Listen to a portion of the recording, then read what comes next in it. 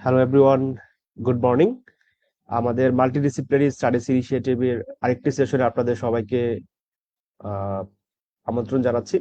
আমাদের আজকের সেশন যেটি হচ্ছে শিরোনাম যেটি আমরা নির্ধারণ করছি সেটি হচ্ছে smile with style, orthodontics and the importance of smile engineering. আমাদের আজকের এই সেশনে আমাদের স্পেশাল গেস্ট আমার বন্ধু doctor Sukanta Haldar Akash, BDS D orthodontics, যিনি অর্থোডন্টিস্ট এবং at the same time dental surgeon হিসেবে বর্তমানে কর্মরত আছেন।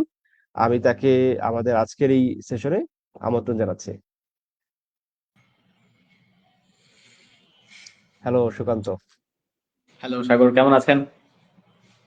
ভালো। আপনি কেমন আছেন? আমিও ভালো আছি। আজকের সেশন আমাকে স্বাগতম জানানোর জন্য আপনাদেরকে ধন্যবাদ। আমি খুবই আনন্দিত আজকে আপনাদেরকে সময় দিতে পারার জন্য। ওকে।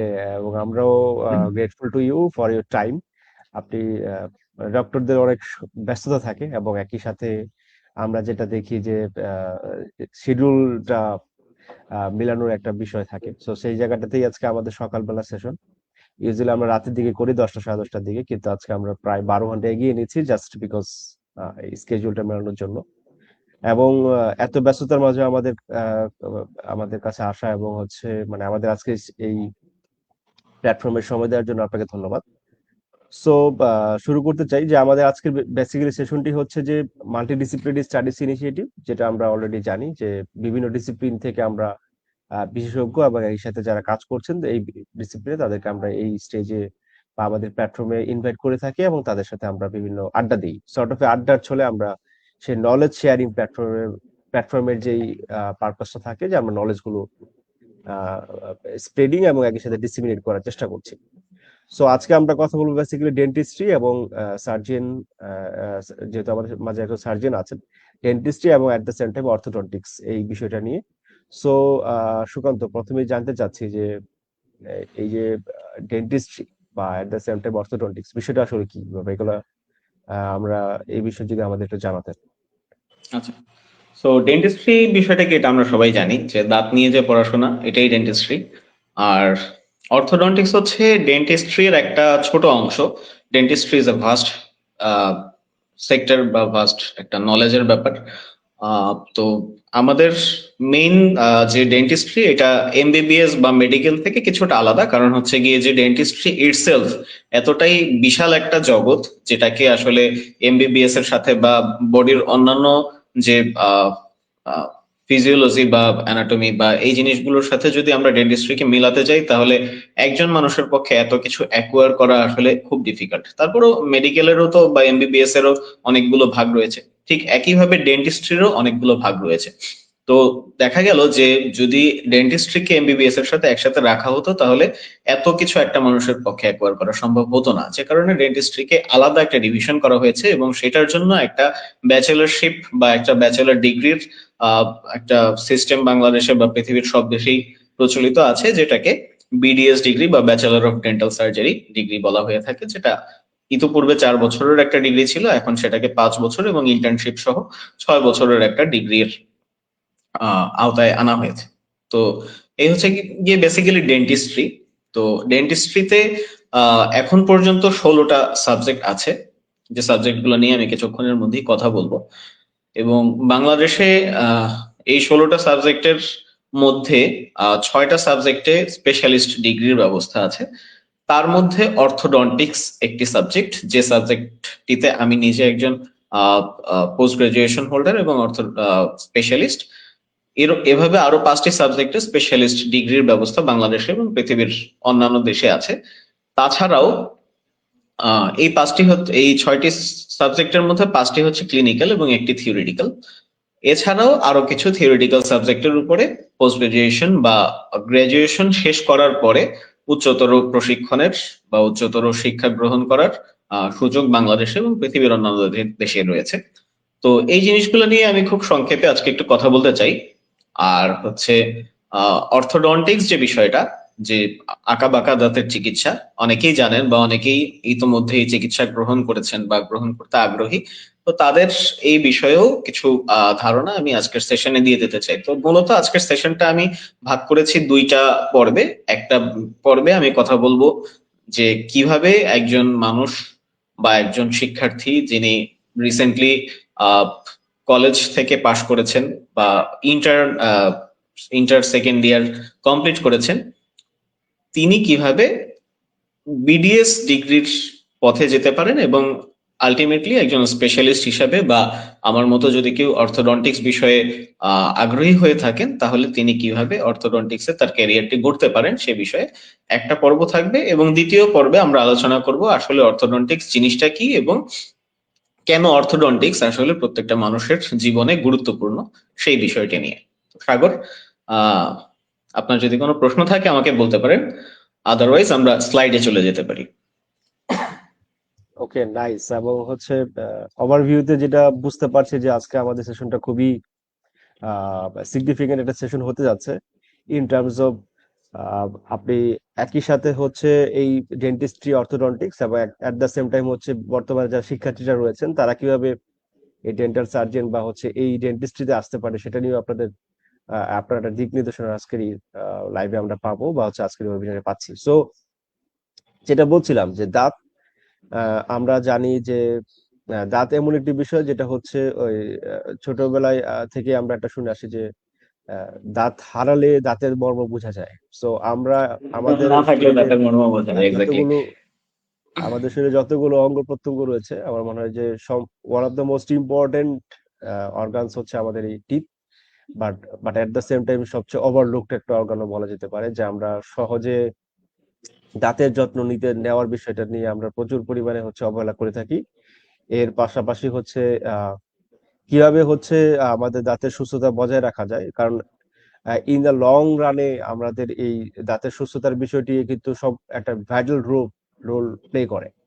সো সেই জায়গাটাতে আমরা কিভাবে কাজ করতে পারি এবং সেই নলেজটা বেসিক্যালি আমরা আজকের এই সেশন থেকে পেতে যাচ্ছি। এবং আমাদের সাথে যেহেতু অলরেডি সুকান্ত হালদার বলেছেন যে তিনি এই বিষয়ে বেশ আহ, আহ, আহ, বিশেষজ্ঞ আমি বলবো ইন দ্য মিন টাইম, যেহেতু সিন্স আর্লি ক্যারিয়ারে আছেন, but at the same time তিনি তার নলেজের জায়গাটা ফার্স্ট।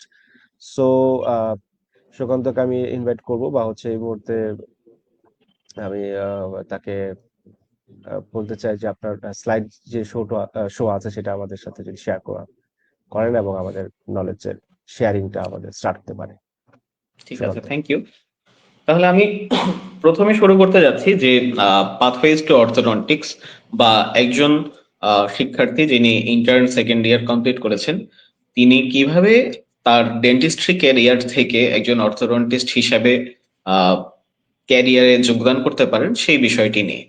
তো প্রথমে যে স্লাইডটি দেখা যাচ্ছে এখানে, সেখানে আমরা দেখতে পাচ্ছি যে ডেন্টিস্ট্রির বিভিন্ন ডিভিশন বা ডেন্টিস্ট্রিতে আসলে কি কি রয়েছে।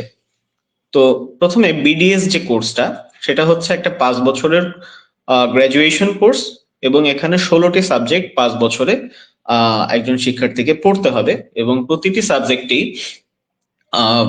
কিছু ডিভিশন আছে। যেমন হচ্ছে গিয়ে যে প্রথম ইয়ারে 4টি subject: anatomy, oral anatomy, physiology এবং সায়েন্স অফ ডেন্টাল ম্যাটেরিয়ালস। এভাবে প্রতি ইয়ারেই 2টি, 3টি, 4টি করে সাবজেক্ট বা 6টি করে সাবজেক্ট আছে। প্রতিটি সাবজেক্টেই আপনাকে বছরে 2বার ফাইনাল পরীক্ষা দেওয়ার সুযোগ থাকবে, এবং বছরে একবার ফাইনাল পরীক্ষা হয়। সেই ফাইনাল পরীক্ষাটির আগে কিছু ছোট ছোট পরীক্ষা হয়ে থাকে, যেগুলোকে আমরা ক্লাস টেস্ট বলে জানি। সেগুলো আমাদের মেডিকেলের ভাষায় কার্ড, টার্ম, আইটেম, এরকম কিছু ছোট ছোট পরীক্ষার ফরম্যাট আছে, এবং আলটিমেটলি বছরের শেষে একটা ইয়ার ফাইনাল হয়, যেটাকে আমরা প্রফেশনাল পরীক্ষা বা সংক্ষেপে প্রফ বলে থাকি। তো এভাবে আহ প্রথম যে বছরটা, অ্যাকচুয়ালি বছর না, এটাকে ফেজ বলা হয় এখন। তো প্রথম ফেজের ডিউরেশন হচ্ছে 1.5 বছর, পরের ফেজের ডিউরেশন 1 বছর, তারপরের ফেজের ডিউরেশন 1 বছর, এবং শেষ ফেজের ডিউরেশন বা চতুর্থ ফেজের ডিউরেশন 1.5 বছর। এভাবে প্রথম বছর মানে প্রথম ফেজ 1.5 বছর, শেষ ফেজ 1.5 বছর, টোটাল 3 বছর, এবং মাঝখানের 2টা ফেজ 1 বছর 1 বছর করে, টোটাল 5 বছরের গ্রাজুয়েশন কোর্স। এবং 5 বছরে 4টি ফাইনাল পরীক্ষা হয়ে থাকে, এবং এই ফাইনাল পরীক্ষাগুলোতে যারা কৃতকার্য হয়ে থাকে তারা পরবর্তী বছরের বা পরবর্তী ফেজের ফাইনাল পরীক্ষা জন্য অ্যাপিয়ার করতে পারেন। আর যারা কৃতকার্য হন না তারা একই সাথে পরবর্তী বছরের কোর্স কারিকুলাম চালিয়ে যেতে পারবেন, কিন্তু তাকে এর বছরে, যেহেতু আমি বলেছি যে 2টা ফাইনাল পরীক্ষা হয়, তো এর পরবর্তী টার্মে যে ফাইনাল পরীক্ষাটি হবে সেখানে পরীক্ষা দিয়ে তার ওই বছরের যে সাবজেক্টটিতে তিনি কৃতকার্য হতে পারেননি সেটি কমপ্লিট করতে হয়। তো এভাবে আর কি বিডিএস এর 5 বছরের যে জার্নিটা, সেটা প্রত্যেকটি সাবজেক্টে আলাদা আলাদা পরীক্ষা দিয়ে তার সবগুলো প্রফ বা প্রফেশনাল পরীক্ষায় উত্তীর্ণ হয়ে বিডিএস এর জার্নিটা কমপ্লিট করতে হয়। তো প্রত্যেক বছরে কি কি সাবজেক্ট আছে এটা আমি একটু পরে আলোচনা করব। তো এর আগের স্লাইডেই আমরা যেটা দেখি যে এর পরে বিডিএস কমপ্লিট করার পরে তাকে কয়েকটি পোস্ট গ্রাজুয়েশন, নিচে যে 4টা অপশন দেখা যাচ্ছে, এখানে আরেকটা অপশন আসলে অ্যাড হবে, আমি ব্যস্ততার কারণে অ্যাড করতে ভুলে গিয়েছি।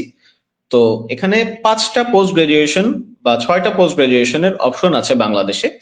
তার মধ্যে এফসিপিএস এমএস এই দুটি হচ্ছে সবচেয়ে কমন, বা ম্যাক্সিমাম মানুষ যারা পোস্ট গ্রাজুয়েশন করতে আগ্রহী তারা এফসিপিএস এবং এমএস এই দুইটি কোর্সের প্রতি আগ্রহী বেশি হয়ে থাকেন। দেখা যাচ্ছে এখানে দুইটাই 5 বছরের কোর্স এবং 5টি সাবজেক্টে এই ডিগ্রিগুলো করা যায়। কি কি সাবজেক্ট এগুলো নিয়েও আমি এর পরবর্তী স্লাইডগুলোতে আলোচনা করব। এরপরে আছে ডিডিএস কোর্স, এটি সব 2 বছরের একটা পোস্ট গ্রাজুয়েশন কোর্স এবং 4টি সাবজেক্টে ডিডিএস কোর্স করা যায়। এবং এমপিএইচ কোর্স আছে, এটি একটা সাবজেক্টেই করা যায় এবং এটি 2 বছরের, বা কিছু কিছু প্রাইভেট ইউনিভার্সিটিতে 1 বছরেও এই কোর্সটি করা যায়, বা কোনো কোনো প্রাইভেট ইউনিভার্সিটিতে 1.5 বছরের কোর্সও করা যায়। এছাড়াও বাংলাদেশে এমডি অর্থাৎ থিওরিটিক্যাল সাবজেক্টে 4টি থিওরিটিক্যাল সাবজেক্টে পোস্ট গ্রাজুয়েশন করার সুযোগ আছে, সেগুলো 3 বছরের কোর্স, যেটা আমি ব্যস্ততার কারণে এখানে লিখতে ভুলে গিয়েছি। এবং পিএইচডি কোর্স করার সুযোগ আছে কিছু প্রাইভেট ইউনিভার্সিটিতে, কিছু নির্দিষ্ট সাবজেক্টে পিএইচডি কোর্স করার সুযোগ বাংলাদেশে রয়েছে। তো এই হচ্ছে কি আমাদের ডেন্টিস্ট্রির টোটাল আওতা, যেখানে আমরা 5 বছরের একটা কম্পালসারি ব্যাচেলরশিপ বা গ্রাজুয়েশন কোর্স করার পরে তারপরে মিনিমাম 1 থেকে সর্বোচ্চ 5 বছর পর্যন্ত পোস্ট গ্রাজুয়েশন কোর্স করার সুযোগ আছে, যেগুলোর মাধ্যমে একজন ব্যক্তি তার নির্দিষ্ট ক্ষেত্রে স্পেশালিস্ট হয়ে চাকরি বা কর্মক্ষেত্রে যোগদান করার সুযোগ পেয়ে থাকেন। তো আমরা পরের স্লাইডে চলে যাই। এখানে দেখতে পাচ্ছি যে বিডিএস এর কি কি সাবজেক্ট আছে সেগুলো আমি একটু উল্লেখ করেছি। যেমন প্রথম বছরে আমি কিছুক্ষণ আগেই বলেছিলাম যে প্রথম বছরটি বা প্রথম ফেজটি হচ্ছে 1.5 বছরের একটি ফেজ, যেটা আগে 1 বছরের ছিল, আমাদের সময় 1 বছর ছিল, এই কারণে যখনই আমি কথা বলতে যাই তখনই প্রথম বছর বলে ফেলছি, এটা আসলে 1.5 বছরের। তো এই ফেজে 4টি সাবজেক্ট আছে, যেটা হচ্ছে anatomy, oral anatomy, physiology and oral physiology এবং সায়েন্স অফ ডেন্টাল ম্যাটেরিয়ালস। এই 4টি সাবজেক্ট প্রথম 1.5 বছরে পড়ানো হয় এবং এখানে থিওরিটিক্যাল এবং প্র্যাকটিক্যাল সবকিছুই হাতে কলমে শেখানোর জন্য যে একটা সিলেবাস আছে সেই সিলেবাসটি ফলো করে বাংলাদেশের সকল প্রাইভেট এবং সরকারি মেডিকেল কলেজ, ডেন্টাল ইউনিট বা ডেন্টাল কলেজগুলোতে পড়ানো হয়ে থাকে। এর পরের স্লাইডে আমরা দেখতে পাচ্ছি যে এখানে সেকেন্ড ফেজ দেওয়া আছে, সেটা 1 বছরের একটি কোর্স।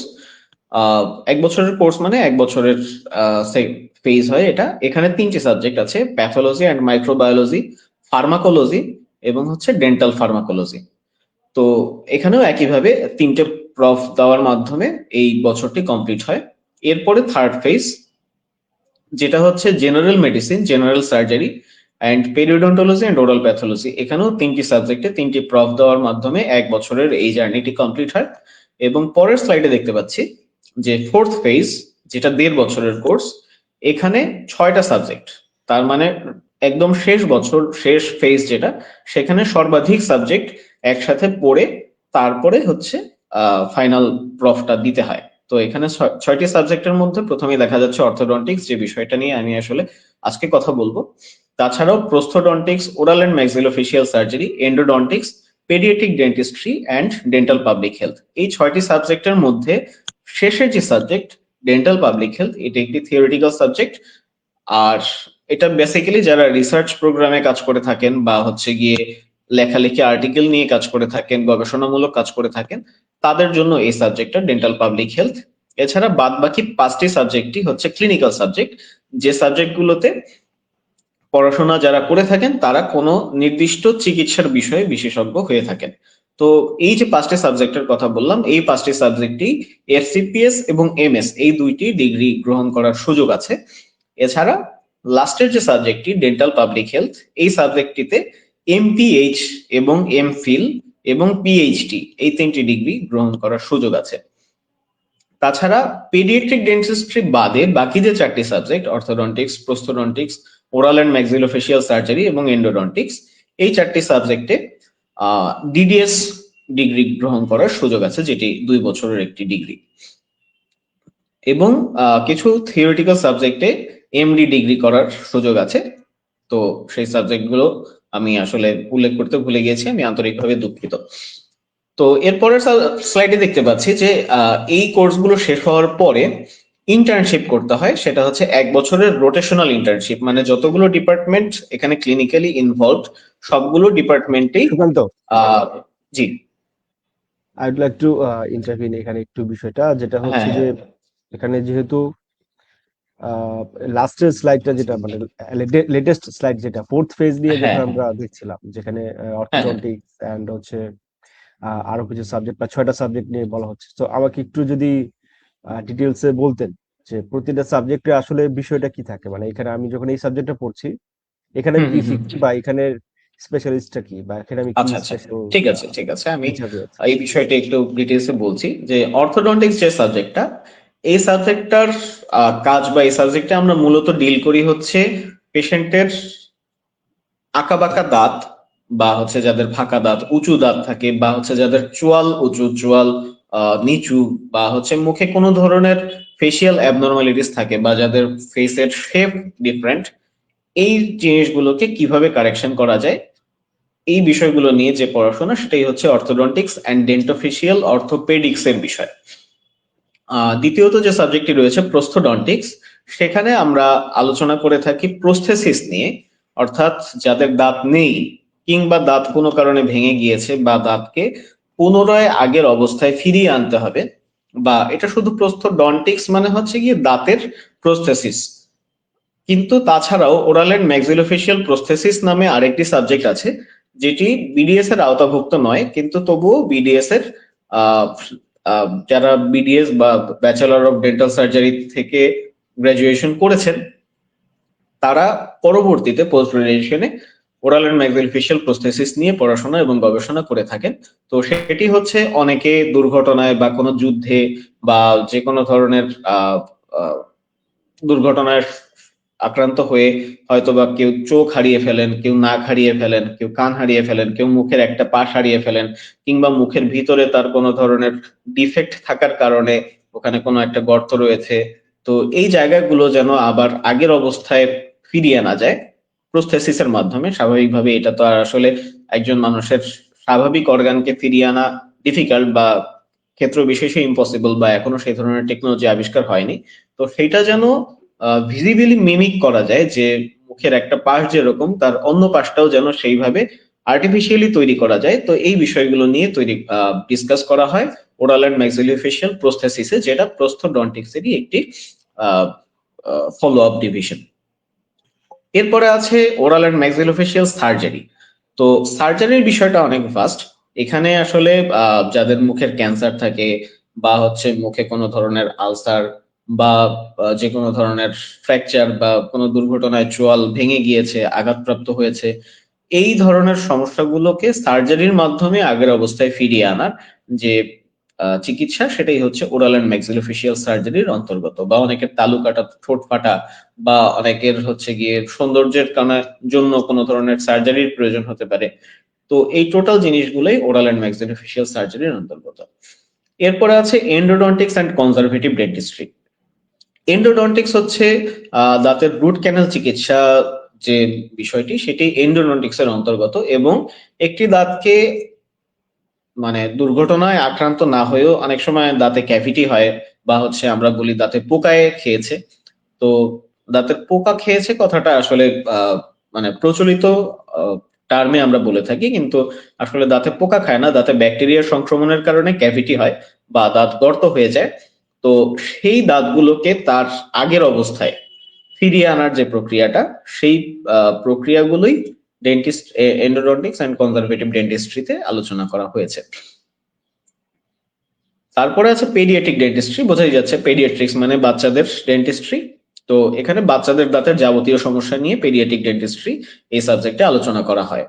আর ডেন্টাল পাবলিক হেলথের কথা আমি কিছুক্ষণ আগেই বললাম যে আমাদের দেশের মানুষের ওরাল হেলথ এবং ডেন্টাল হেলথ এই জিনিসগুলো নিয়ে যে গবেষণাধর্মী কাজগুলো হয়, যে কোন এলাকায় দাঁতের ক্যারিজের পরিমাণ বেশি বা কোন এলাকার মানুষের ফুড হ্যাবিটের কারণে কি ধরনের সমস্যা হচ্ছে বা পানি খাওয়ার জন্য কি ধরনের সমস্যা হচ্ছে বা এই ধরনের যত যাবতীয় গবেষণার বিষয় আছে সেগুলো নিয়ে ডেন্টাল পাবলিক হেলথ সাবজেক্টে কাজ করা হয়। এবং এই রিসার্চ গুলোর মাধ্যমেই আমরা আসলে ক্লিনিক্যালি আরো অ্যাডভান্সড হতে পারছি, যে আমরা যে কাজটা করছি, সাপোজ আমরা যদি একটা রুট ক্যানাল দুঃখিত আমরা যদি একটা রুট ক্যানেল করে থাকি, তো সেই রুট ক্যানেলটা এই প্রক্রিয়ায় করার মাধ্যমে কত পার্সেন্ট মানুষ সুস্থ হয়েছে, কত পার্সেন্ট মানুষ হয়নি, যাদের হয়নি তাদের কি সমস্যার কারণে তারা হয়নি।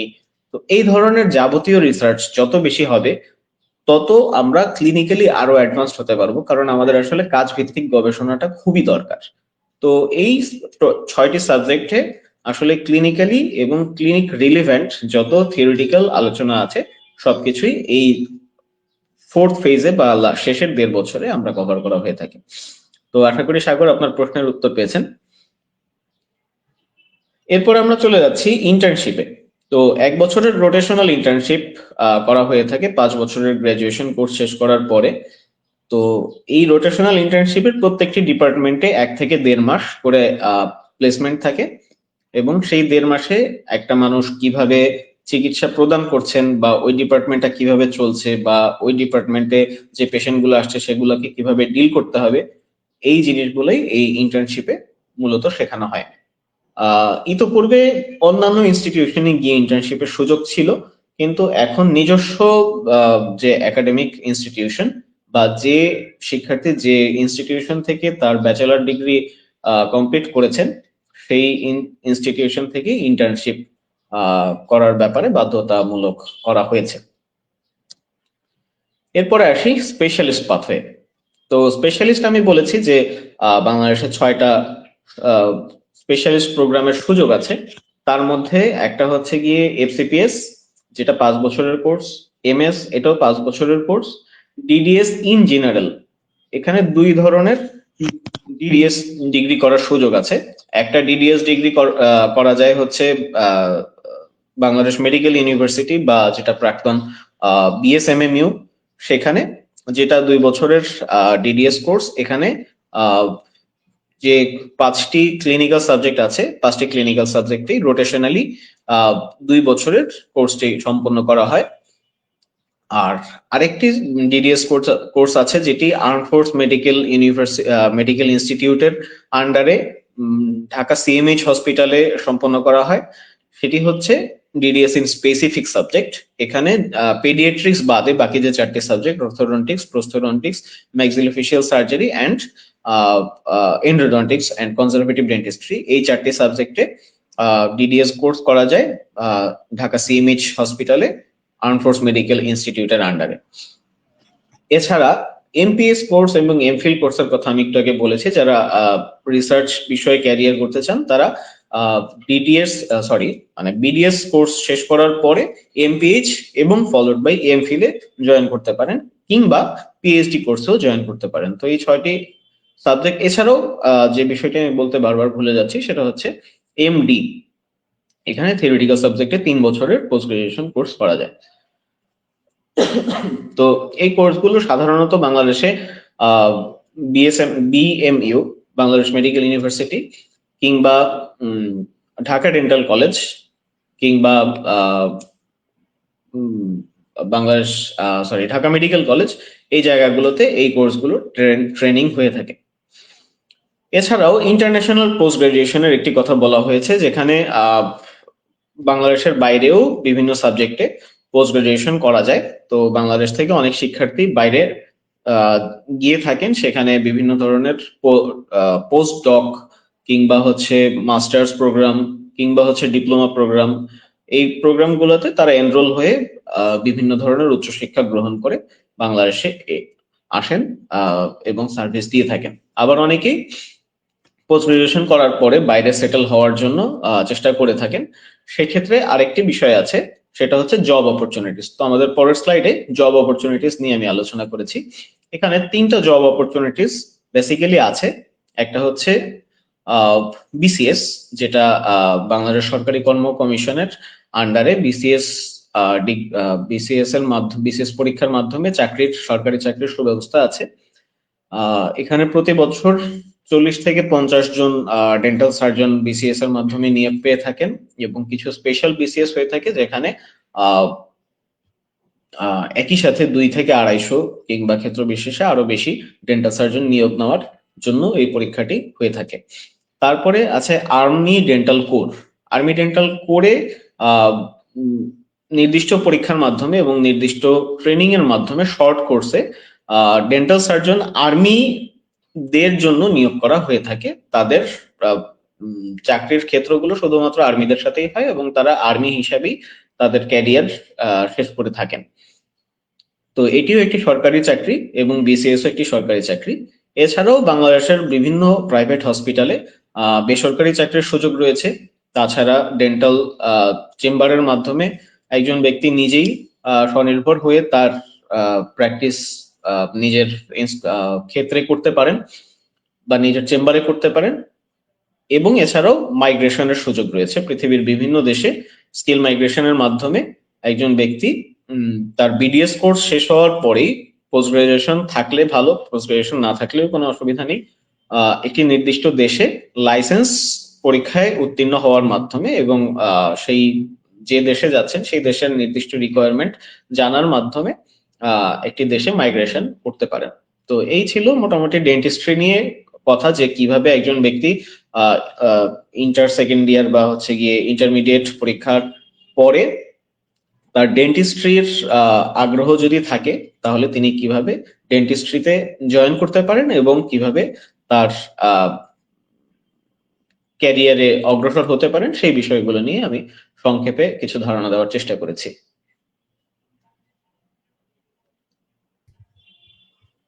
ওকে, thank you so much doctor Sukanta. এবং দারুণ ছিল স্লাইডগুলো, কারণ আমরা যারা একেবারেই হচ্ছে এই বিষয়ে আইডিয়া নেই তাদেরও মনে হয় এই স্লাইডগুলো দেখার পরে কিছুটা আইডিয়া হয়ে যাবে যে বিডিএস বা ডেন্টাল সার্জন বা হচ্ছে ডেন্টিস্ট্রি বিষয়গুলো আসলে কি, এবং একই সাথে জানতে পারলাম যে খুবই ভাস্ট এটা। আমি তো জানতাম সত্যি কথা বলতে যে 16টা সাবজেক্ট বা এই বিষয়গুলো তো আমার আইডিয়া ছিল না। এবং এট দ্য সেম টাইম এটা যে এত পরিমাণে হচ্ছে ভাস্ট পড়াশোনা আছে, স্বাভাবিকভাবেই এটা যেহেতু আমি নন টেকনিক্যাল বা এই বিষয়টাতে আমার আইডিয়া নেই, তবে আইডিয়ার জন্যই বেসিক্যালি আজকে আপনাকে এখানে আমরা আমরা আসলে আপনার সাহস অনেকেই দিয়ে। ভেবে থাকেন যে একটা দাঁতে আর কতই বা সমস্যা হতে পারে, বা সেটার জন্য এত এক্সটেন্সিভ এক্স্যাক্টলি। পড়াশোনার কি আছে, বা বিডিএস তো 5 বছরের কোর্স, তারপরে আবার পোস্ট গ্রাজুয়েশনে 5 বছর বা 2 বছর বা 3 বছরের যে কোর্স গুলো আছে সেখানে এত পড়াশোনার কি আছে। এখানে তো মানে হুম সিম্পলি হুম একটা দাঁত বা এটার সমস্যা হলে দাঁত ফেলে দিতে হয়, বা মানে খুব হুম হুম। জটিল কিছু তো হওয়ার কথা না। কিন্তু আসলে জিনিসটা যে কত কিছুকে কভার করে, এই কারণে এটা এমবিবিএস থেকে আলাদা করা হয়েছে, কারণ আসলেই সত্যি কথা বলতে একটা মানুষের পক্ষে এত কিছু অ্যাকোয়ার করা সম্ভব না।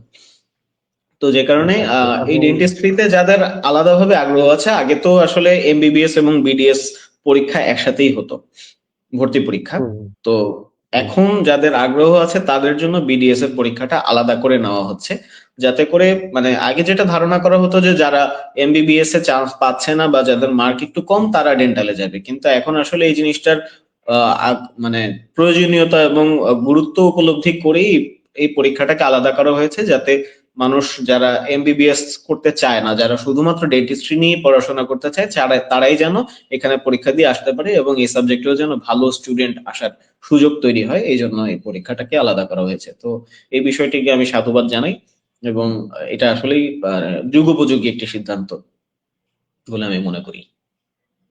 এক্স্যাক্টলি। এবং হচ্ছে এই বিষয়টা নিয়ে বর্তমানে আহ, গুরুত্ব বাড়ছে দেশে। এবং আমরা জানি যে কোনো সভ্যতা বা একটা যদি নির্দিষ্ট কান্ট্রির কথা বলি, সভ্যতা is a very vast vast thing. তো সেই জায়গাটায় কান্ট্রির তাদের দাঁতের যত্নের উপরে একটা ইন্ডেক্স আছে, যে একটা কান্ট্রি যতটা সভ্য বা যতটা হচ্ছে তাদের সিভিক সেন্স বেটার, বা তাদের নিজস্ব হেলথ সেন্স, যেটা বলি হেলথ কেয়ারের যে সেন্স, সেক্ষেত্রে দাঁতের যত্নের উপরে অনেকখানি হচ্ছে একটা এই বিষয়টা একটা স্কেল বা হচ্ছে একটা প্যারামিটার ডিপেন্ড করে। আমি কয়েকটা জায়গায় এই বিষয়টা নিয়ে পড়াশোনা করেছি, তখন এই বিষয়গুলো উল্লেখ ছিল। অ্যাট দ্য সেম টাইম আমরা জানি যে বাইরের কান্ট্রিগুলো, যেহেতু আপনি অলরেডি মাইগ্রেশনের স্কিল মাইগ্রেশন অ্যান্ড টেকনিক্যাল মাইগ্রেশনের কথাগুলো বলছিলেন, সো আমি একটা রিসেন্ট একটা একজনের সাথে কথা হচ্ছিল, তিনি বলছিলেন যে বাইরের কান্ট্রিগুলোতে, স্পেশালি অস্ট্রেলিয়া, কানাডা বা আরো অন্যান্য ইউরোপিয়ান কান্ট্রিগুলোতে দাঁতের যত্নের বিষয়টা নিয়ে প্রচুর তারা যেমন গুরুত্ব আরোপ করে, অ্যাট দ্য সেম টাইম সেখানে কিন্তু খুবই এক্সপেন্সিভ। বাংলাদেশের হুম হুম তুলনায় চিকিৎসা খুবই এক্সপেন্সিভ। এবং আমি একটা ঘটনা শুনছিলাম, একজন অস্ট্রেলিয়াতে তিনি থাকতেন, তিনি বাংলাদেশে এসেছেন প্লেনের ফেয়ার দিয়ে, বাংলাদেশে চিকিৎসা করেছেন, এন্ড দেন আবার প্লেনে করে তিনি ফেরত গিয়েছেন অস্ট্রেলিয়াতে। এখানে তার যতটুকু খরচ হয়েছে পুরো এই বিষয়টাতে, অস্ট্রেলিয়া তিনি যদি তার দাঁতের চিকিৎসা করাতেন তার চেয়ে ডাবল খরচ হতো। সো আমরা ভাবতেই পারছি না যে সেখানে কতটা এক্সপেন্সিভ। এবং ওদের ওখানে বা আমি যেটা শুনেছি যে মানে গলার উপরের যে কোনো ধরনের চিকিৎসা, সেটা দাঁত, নাক, কান, গলা যে কোনো কিছু হতে পারে, সেটা চিকিৎসাটা ব্যয়বহুল অনেক বেশি হয়। এবং হচ্ছে সেটা সাধারণত ইন্স্যুরেন্স কাভারেজের ব্যাপারটা তো হয়তো কিছুটা অন্য অন্যান্য শর্ত জটিল থাকে। এই জায়গাটাতে। হ্যাঁ। হ্যাঁ। সো সেই জায়গাটা নিয়ে তো আমরা কথা বা হচ্ছে আলোচনা আসছেই, বা সামনে আরো থাকবে। এর পাশাপাশি এখন আমি যে এই বিষয়টা নিয়ে গুরুত্ব আরোপ করতে চাচ্ছি, যে দাঁতের যত্ন বা দাঁতের স্বাভাবিক যে বিষয়গুলো আছে, যে আমাদের একটা আপনি বলছিলেন ব্যাকটেরিয়া আক্রমণের কারণে দাঁতের ক্ষয় রোগ বা হচ্ছে যে দাঁতের পোকার কথা বলছি আমরা, বা অন্যান্য বিষয়গুলো যেগুলো দাঁত আঁকাবাঁকা হয়ে যাচ্ছে, কারো জন্মগত থাকে, কারো হচ্ছে পরবর্তী অ্যাক্সিডেন্টের জন্য হচ্ছে, তো সেক্ষেত্রেও চিকিৎসা আছে। সো এই বিষয় জেনে খুব ভালো লাগলো যে এগুলো এক্সটেন্সিভলি পড়াশোনা করা হচ্ছে এবং এগুলো আলাদা ফিল্ড এখন তৈরি হচ্ছে। সো আমি আশা করব যে এই বিষয়গুলো যাদের প্রয়োজন তারা এখান থেকে জেনে নিয়ে এবং পরবর্তীতে চিকিৎসার জন্য হয়তো তারা অ্যাপ্রোচ করতে পারবেন। এর পাশাপাশি এখন আমি যেটা জানতে চাই, যে দাঁতের যত্নের মেইন ক্রাইটেরিয়া গুলো কি, মানে কেন একটা দাঁত, একটা স্বাভাবিক সুস্থ মানুষের দাঁতের কি কি ধরনের প্রবলেম সাধারণত হয়ে থাকে, এবং এটা যেহেতু sort of A lifestyle disease আমি বলবো, ইন এ সেন্স যে আমি যাদের যত্ন নিচ্ছি না তার জন্যই আমার যাদের প্রবলেমটা হচ্ছে। সো সেক্ষেত্রে কি ধরনের অযত্নের জন্য প্রবলেম গুলো হচ্ছে, বা কেন এত বেশি আমরা দাঁতের বিভিন্ন প্রবলেম দেখতে পাচ্ছি, এই বিষয়ে যদি আচ্ছা, আলোকপাত করতেন। খুব সুন্দর একটি প্রশ্ন, এবং এটা আসলে সবাই এই প্রশ্নটি করে থাকেন। তো আমি আসলে এই বিষয়টাকে দুই ভাবে ব্যাখ্যা করতে চাই। প্রথমত, সবার দাঁত আসলে অযত্নের কারণে নষ্ট হয় এই বিষয়টি ভুল। আহ অযত্নের কারণে দাঁত অবশ্যই নষ্ট হতে পারে, অযত্নের কারণে আমাদের শরীরের যে কোনো অর্গানই নষ্ট হয়ে যেতে পারে, আমাদের স্কিন নষ্ট হয়ে যেতে পারে যদি আমরা এটাকে ময়শ্চারাইজ না করি, আমরা ধুলো ময়লা লাগিয়ে রাখি, নষ্ট হতে পারে, নখ নষ্ট হতে পারে, চোখ নষ্ট হতে পারে, চুল নষ্ট হতে পারে। তো একইভাবে দাঁতও নষ্ট হতে পারে অযত্নের কারণে। তো এই বিষয়টি সবাই জানেন, এই বিষয়টি নিয়ে আসলে খুব ইন ডেপথ কথা বলার কিছু নাই। কিন্তু এছাড়াও আরেকটি বিষয় আছে, যেটা হচ্ছে জন্মগতভাবে দাঁতের ত্রুটি, বা আমাদের জিনগত কারণে দাঁতের ত্রুটি, বা হচ্ছে নিউট্রিশনের কারণে দাঁতের ত্রুটি। এই বিষয়টি নিয়ে আসলে খুব কম কথা বলা হয়। তো জন্মগতভাবে একটা মানুষের দাঁতে বেশ কয়েকটি সমস্যা নিয়ে তিনি জন্মগ্রহণ করতে পারেন। তাও এই জিনিসটা জানার জন্য আমি আসলে এই বিষয়ে কোনো পাওয়ার পয়েন্ট প্রেজেন্টেশন রেডি করিনি, বিকজ আমি আজকের আলোচনায় এই জিনিসটি আলোচনা শুধুমাত্র প্রশ্নের খাতিরে করছি। তো একটা মানুষের দাঁতের আহ তিনটা লেয়ার থাকে। একটা হচ্ছে দাঁতের সবচেয়ে শক্তিশালী লেয়ার বা সবচেয়ে স্ট্রং লেয়ার, সেটা হচ্ছে এনামেল, আপনারা অনেকেই জেনে থাকেন। তার নিচেই থাকে হচ্ছে ডেন্টিন নামের একটা লেয়ার, যে লেয়ারটির কাজ হচ্ছে দাঁতে যে চাপ বা যে অনুভূতিগুলো হয়ে থাকে সেই অনুভূতিগুলো নার্ভে পৌঁছে দেওয়া। এবং তার নিচেই থাকে হচ্ছে নার্ভ, বা যেটাকে আমরা পাল্প বলে থাকি। দুঃখিত। আর দাঁতের যে অংশটি মাড়ি এবং হাড় দ্বারা আবৃত থাকে সেই অংশটিকে বলি আমরা রুট, এবং যে অংশটি বাইরে থেকে দেখা যায় সাদা এই অংশটিকে আমরা বলি ক্রাউন। তো রুটের মধ্যে এই যে এনামেল লেয়ার সেটি থাকে না, তার বদলে সিমেন্টাম নামে একটি লেয়ার থাকে, এবং ভিতরে পুরো দাঁতের একদম টপ টু বটম মানে উপর থেকে নিচ পর্যন্ত ডেন্টিন লেয়ার থাকে, এবং তার ভিতরে পাল্প বা দাঁতের নার্ভ গুলো থাকে। এবং শুধু নার্ভ থাকে না, এখানে কিছু রক্তনালিকাও থাকে, এবং দাঁতের একমাত্র সেন্সেশনই হচ্ছে পেইন। মানে দাঁতের আরো কিছু সেন্সেশন আছে, যেমন হচ্ছে আপনি দাঁতকে টাচ করলে বুঝতে পারবেন যে আপনি কোন দাঁতে টাচ করছেন, বা আপনি চাপ দিলে বুঝতে পারবেন যে কোন জায়গাটায় চাপ লাগছে, এইটাকে বলে প্রোপ্রিওসেপটিভ সেন্সেশন। এছাড়া আরেকটি সেন্সেশন যেটা আপনি ফিল করতে পারেন সেটা হচ্ছে পেইন। তো এই দুইটি সেন্সেশন সাধারণত আমরা নার্ভের মাধ্যমে ব্রেনে গিয়ে পৌঁছায়, এই কারণে দাঁতে যে কোনো সমস্যা হলে আমরা পেইন ফিল করে থাকি, বা আমরা দাঁতে বুঝতে পারি যে এই জায়গাটায় সমস্যা হচ্ছে বা ওই দাঁতটাতে সমস্যা হচ্ছে স্পেসিফিক্যালি, এটা আমরা আইডেন্টিফাই করতে পারি এই দুই ধরনের নার্ভের কারণে। তো এখন দাঁতের যে এনামেল লেয়ারটা থাকে, এই এনামেল লেয়ারটা জন্মগতভাবে কারো কারো ক্ষেত্রে দুর্বল থেকে থাকে। তো যে কারণে একটা বাচ্চা জন্মের পরেই দেখা যাচ্ছে যে তার দাঁতে সমস্যা হয়ে যায়। কেন হচ্ছে? কারণ তার জন্মগতভাবে এনামেল দুর্বল ছিল, কিংবা তার ভিতরের যে ডেন্টিন লেয়ারটা ছিল সেটা কোনো কারণে দুর্বল ছিল, বা দাঁতটা ঠিকঠাক মতো ভাবে তৈরি হতে পারে নাই, কিংবা দাঁতটা যে মানে নর্মাল যে শেপ থাকার কথা, নর্মাল যে সাইজে থাকার কথা ছিল সেই সাইজটাই তার হয়নি বা হচ্ছে না। এটা একটা সমস্যা হতে পারে। 2 নম্বর সমস্যা হতে পারে যে দাঁতটা যে জায়গাটাতে তৈরি হওয়ার কথা ছিল সেই জায়গায় তৈরি না হয়ে অন্য একটা জায়গায় তৈরি হচ্ছে। তৃতীয় সমস্যা হতে পারে যে ওই দাঁতটার মানে যে বয়সে তৈরি হওয়ার কথা ছিল সেই বয়সে তৈরি না হয়ে পরবর্তীতে বা আগেই তৈরি হচ্ছে, মানে আগে পরে তৈরি হচ্ছে। আরেকটা সমস্যা হতে পারে যে দাঁতটা তৈরিই হয়নি। সো 1 নম্বর হচ্ছে তার দাঁতের গঠনগত সমস্যা, 2 নম্বর হচ্ছে তার দাঁত যে বয়সে তৈরি হওয়ার কথা ছিল সেইটাতে সমস্যা, এবং মানে স্থানগত সমস্যা যে তার দাঁত যে জায়গায় থাকার কথা ছিল, এবং আলটিমেটলি যদি তৈরি না হয় সেটাও একটা সমস্যা। তো এই সমস্যাগুলো আসলে আমাদের অভ্যাসের সাথে সম্পর্কিত না, এটা সাধারণত জন্মগতভাবে সম্পর্কিত। তাছাড়া রিসেন্টলি একটা গবেষণায় দেখা গেছে যে বাচ্চা গর্ভ থাকাকালীন সময়ে যদি একজন মায়ের ফলিক অ্যাসিড এবং ভিটামিন ডি এর কোনো ঘাটতি থাকে, তাহলে সাধারণত আমরা জানি যে ফলিক অ্যাসিডের ঘাটতি থাকার কারণে আহ বিভিন্ন ধরনের জন্মগত ত্রুটি বা হচ্ছে গিয়ে বাচ্চার স্বাভাবিক আকৃতিতে কিছু ত্রুটি থেকে থাকে। তার মধ্যে একটা সমস্যা হচ্ছে গিয়ে ঠোঁট কাটা এবং তালু ফাটা।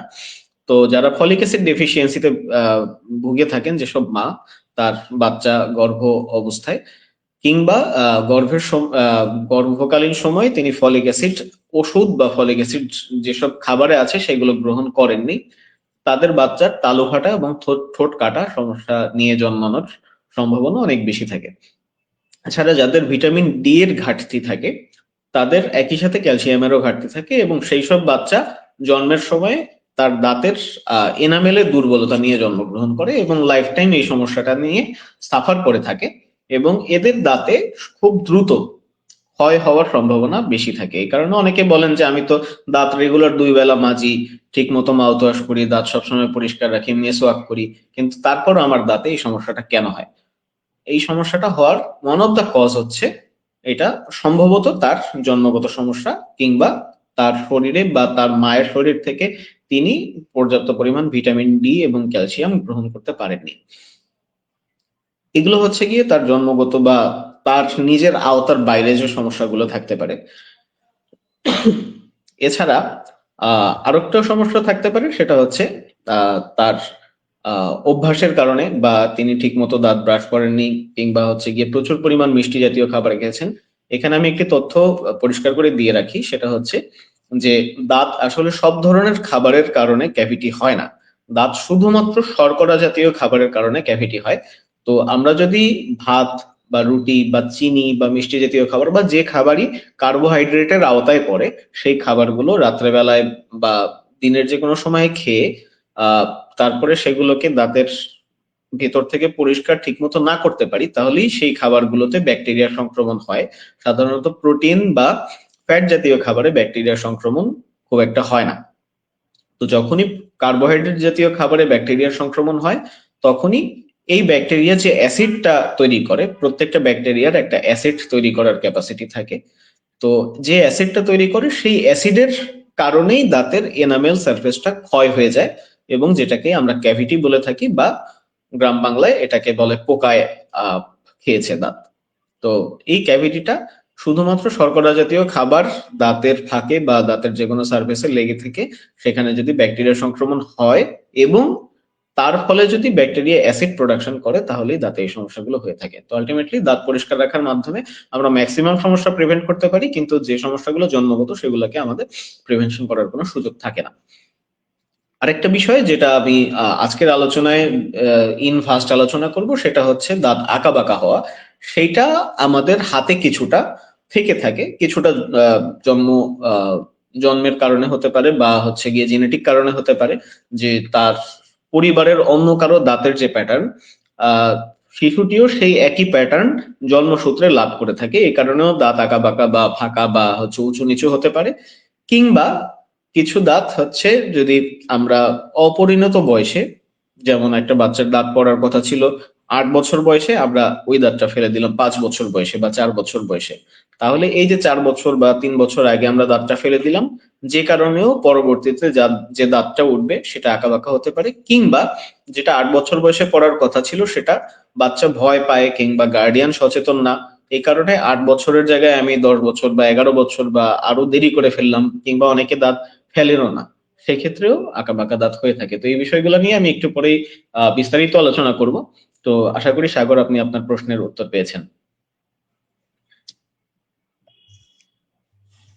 একেবারে। এবং আমি সত্যি দারুণ অনেক কিছু বিষয় জানতে পারলাম। আমি কিছু নোট নিয়েছি যে যেমন এনামেলের বিষয়গুলো, পাল্প বা নার্ভে যে রক্তনালিকা রয়েছে সেই পাল্পের জায়গাটাতে, এবং ফলিক অ্যাসিড, এবং at the same time vitamin D এবং ভিটামিন ক্যালসিয়াম যে বিষয়টি আপনি বলছিলেন, এই বিষয়গুলোতে সেটা যে মায়ের শরীর থেকে বাচ্চার শরীরে, বা হচ্ছে যেটা আমরা আহ, জানি যে জেনেটিকও কিছু বিষয় এখানে রয়েছে।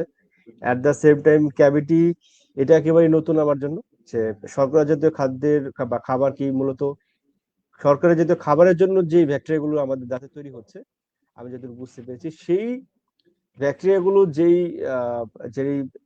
যেই হচ্ছে অ্যাসিডটা নিঃসরণ করছে, তাদের ব্যাকটেরিয়া গঠিত যে কারণ রয়েছে যেটির জন্য, সেই অ্যাসিডই মূলত আমাদের দাঁতের ক্ষয়ের জন্য বেশি ক্ষতিকারক বা হচ্ছে বেশি দায়ী। অন্যদিকে প্রোটিন বা ফ্যাট জাতীয় খাবারে যে যে ব্যাকটেরিয়া গুলো আক্রমণ করে বা যে ব্যাকটেরিয়া গুলো উৎপন্ন হচ্ছে, তাদের অ্যাসিডটা আমাদের ক্যাভিটির জন্য ততটা দায়ী নয়, আমি যদি সঠিকভাবে বুঝে থাকি।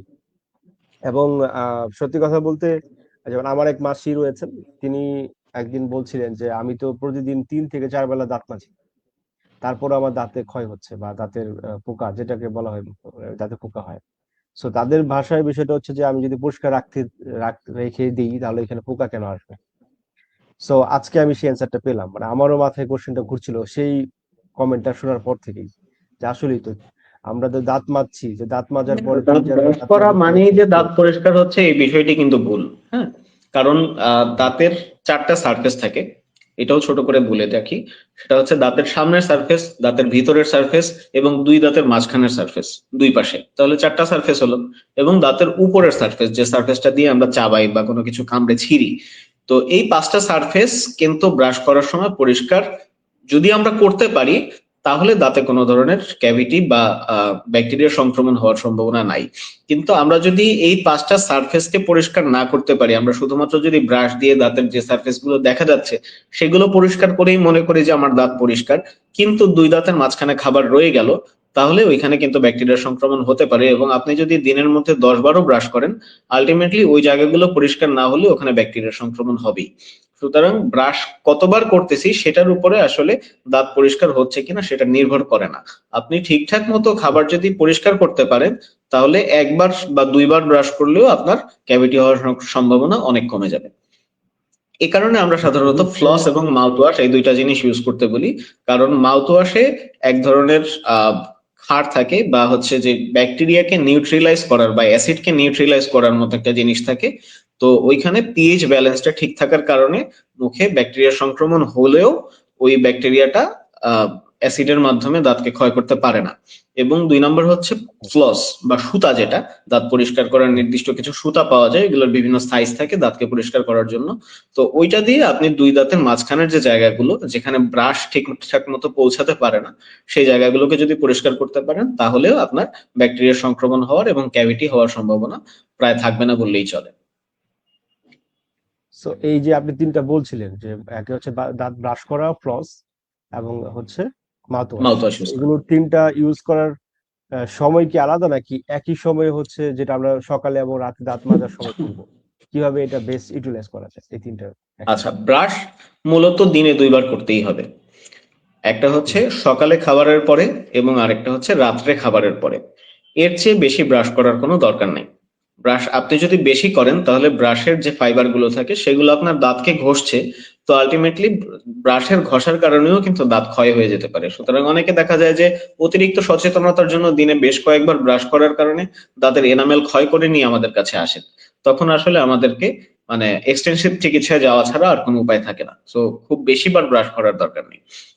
মাউথ ওয়াশটা সাধারণত আমরা বলি যে আপনি যদি কোনো কারণে এমন কোনো সিচুয়েশনে আছেন যখন আপনি ব্রাশ করতে পারছেন না, তখন অ্যাটলিস্ট মাউথ ওয়াশটা করেন। যাতে করে আপনি ধরেন গাড়িতে চলাচল করছেন, তো আপনি হুম। ইনস্ট্যান্টলি মাউথ ওয়াশটা ইউজ করে তা ফেলে দিতে পারেন। তো সেক্ষেত্রে আপনার ব্রাশ করার ঝামেলাটা হচ্ছে না। এটা যদি একদম মানে এরকম কোনো মুহূর্ত যেখানে আপনি ব্রাশ করতে পারছেন না, এটা একটা কন্ডিশন। দ্বিতীয় কন্ডিশন হচ্ছে যে আপনার যদি মাউথ ওয়াশটা একটা রেগুলার প্র্যাকটিসে আপনি রাখতে চান, সেক্ষেত্রে সাধারণত আমরা বলি যে মাউথ ওয়াশের যে ফ্লোরাইডটা থাকে সেইটা সাধারণত ব্রাশ করার পরে যদি আমরা ইউজ করি এবং তারপরে কুলি করা যাবে না, শুধুমাত্র মাউথ ওয়াশের ফ্লোরাইডটা মুখে লাগিয়ে রাখতে হবে।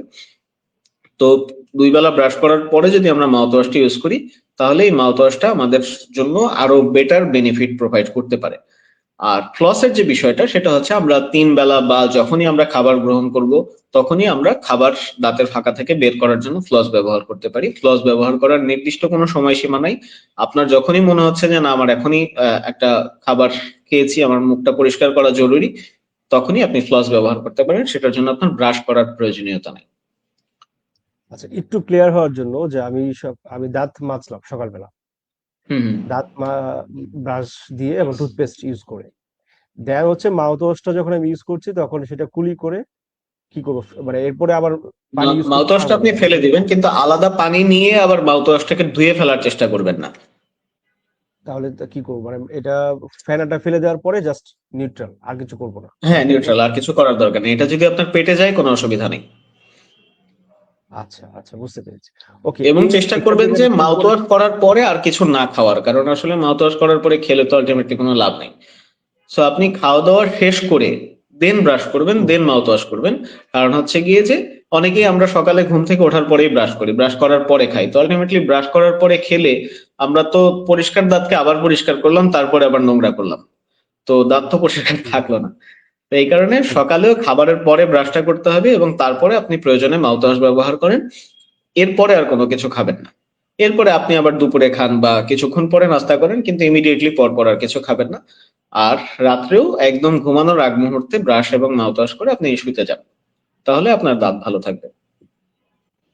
ওকে, তো সেক্ষেত্রে হচ্ছে এইখানে নিয়ে একটা সম্পূর্ণ কোশ্চেন করি আমাদের নেক্সট টপিকে যাওয়ার আগে, লাস্ট হুম হুম কোশ্চেন, হুম। সেটা হচ্ছে যে যে ফ্লোরাইডের বিষয়টা এখন আমি কিছু অ্যাডে দেখতে পেলাম বা কিছু জায়গায় পড়েছিলাম যে দাঁতের ফ্লোরাইড টুথপেস্ট যেগুলো ইউজ করছি সেগুলো দাঁতের এনামের ক্ষতি করে দেয় আমাদের দীর্ঘমেয়াদে।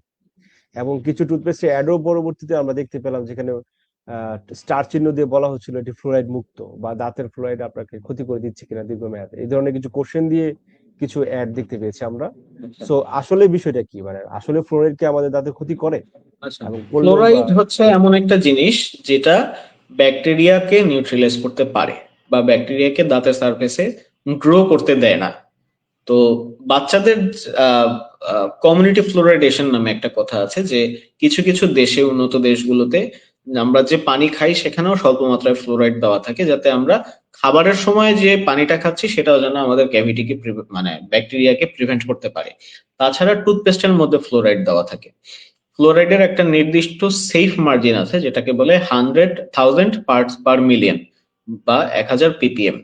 এই সেফ মার্জিনটা প্রায় সব টুথপেস্টেই থাকে, বা যেগুলা রেগুলার টুথপেস্ট। আবার কিছু থাকে হচ্ছে ফ্লোরাইড টুথপেস্ট, যেখানে ফ্লোরাইডের মাত্রা আরো বেশি থাকে, যাদের দাঁতে খুব দ্রুত ব্যাকটেরিয়ার সংক্রমণ হয়।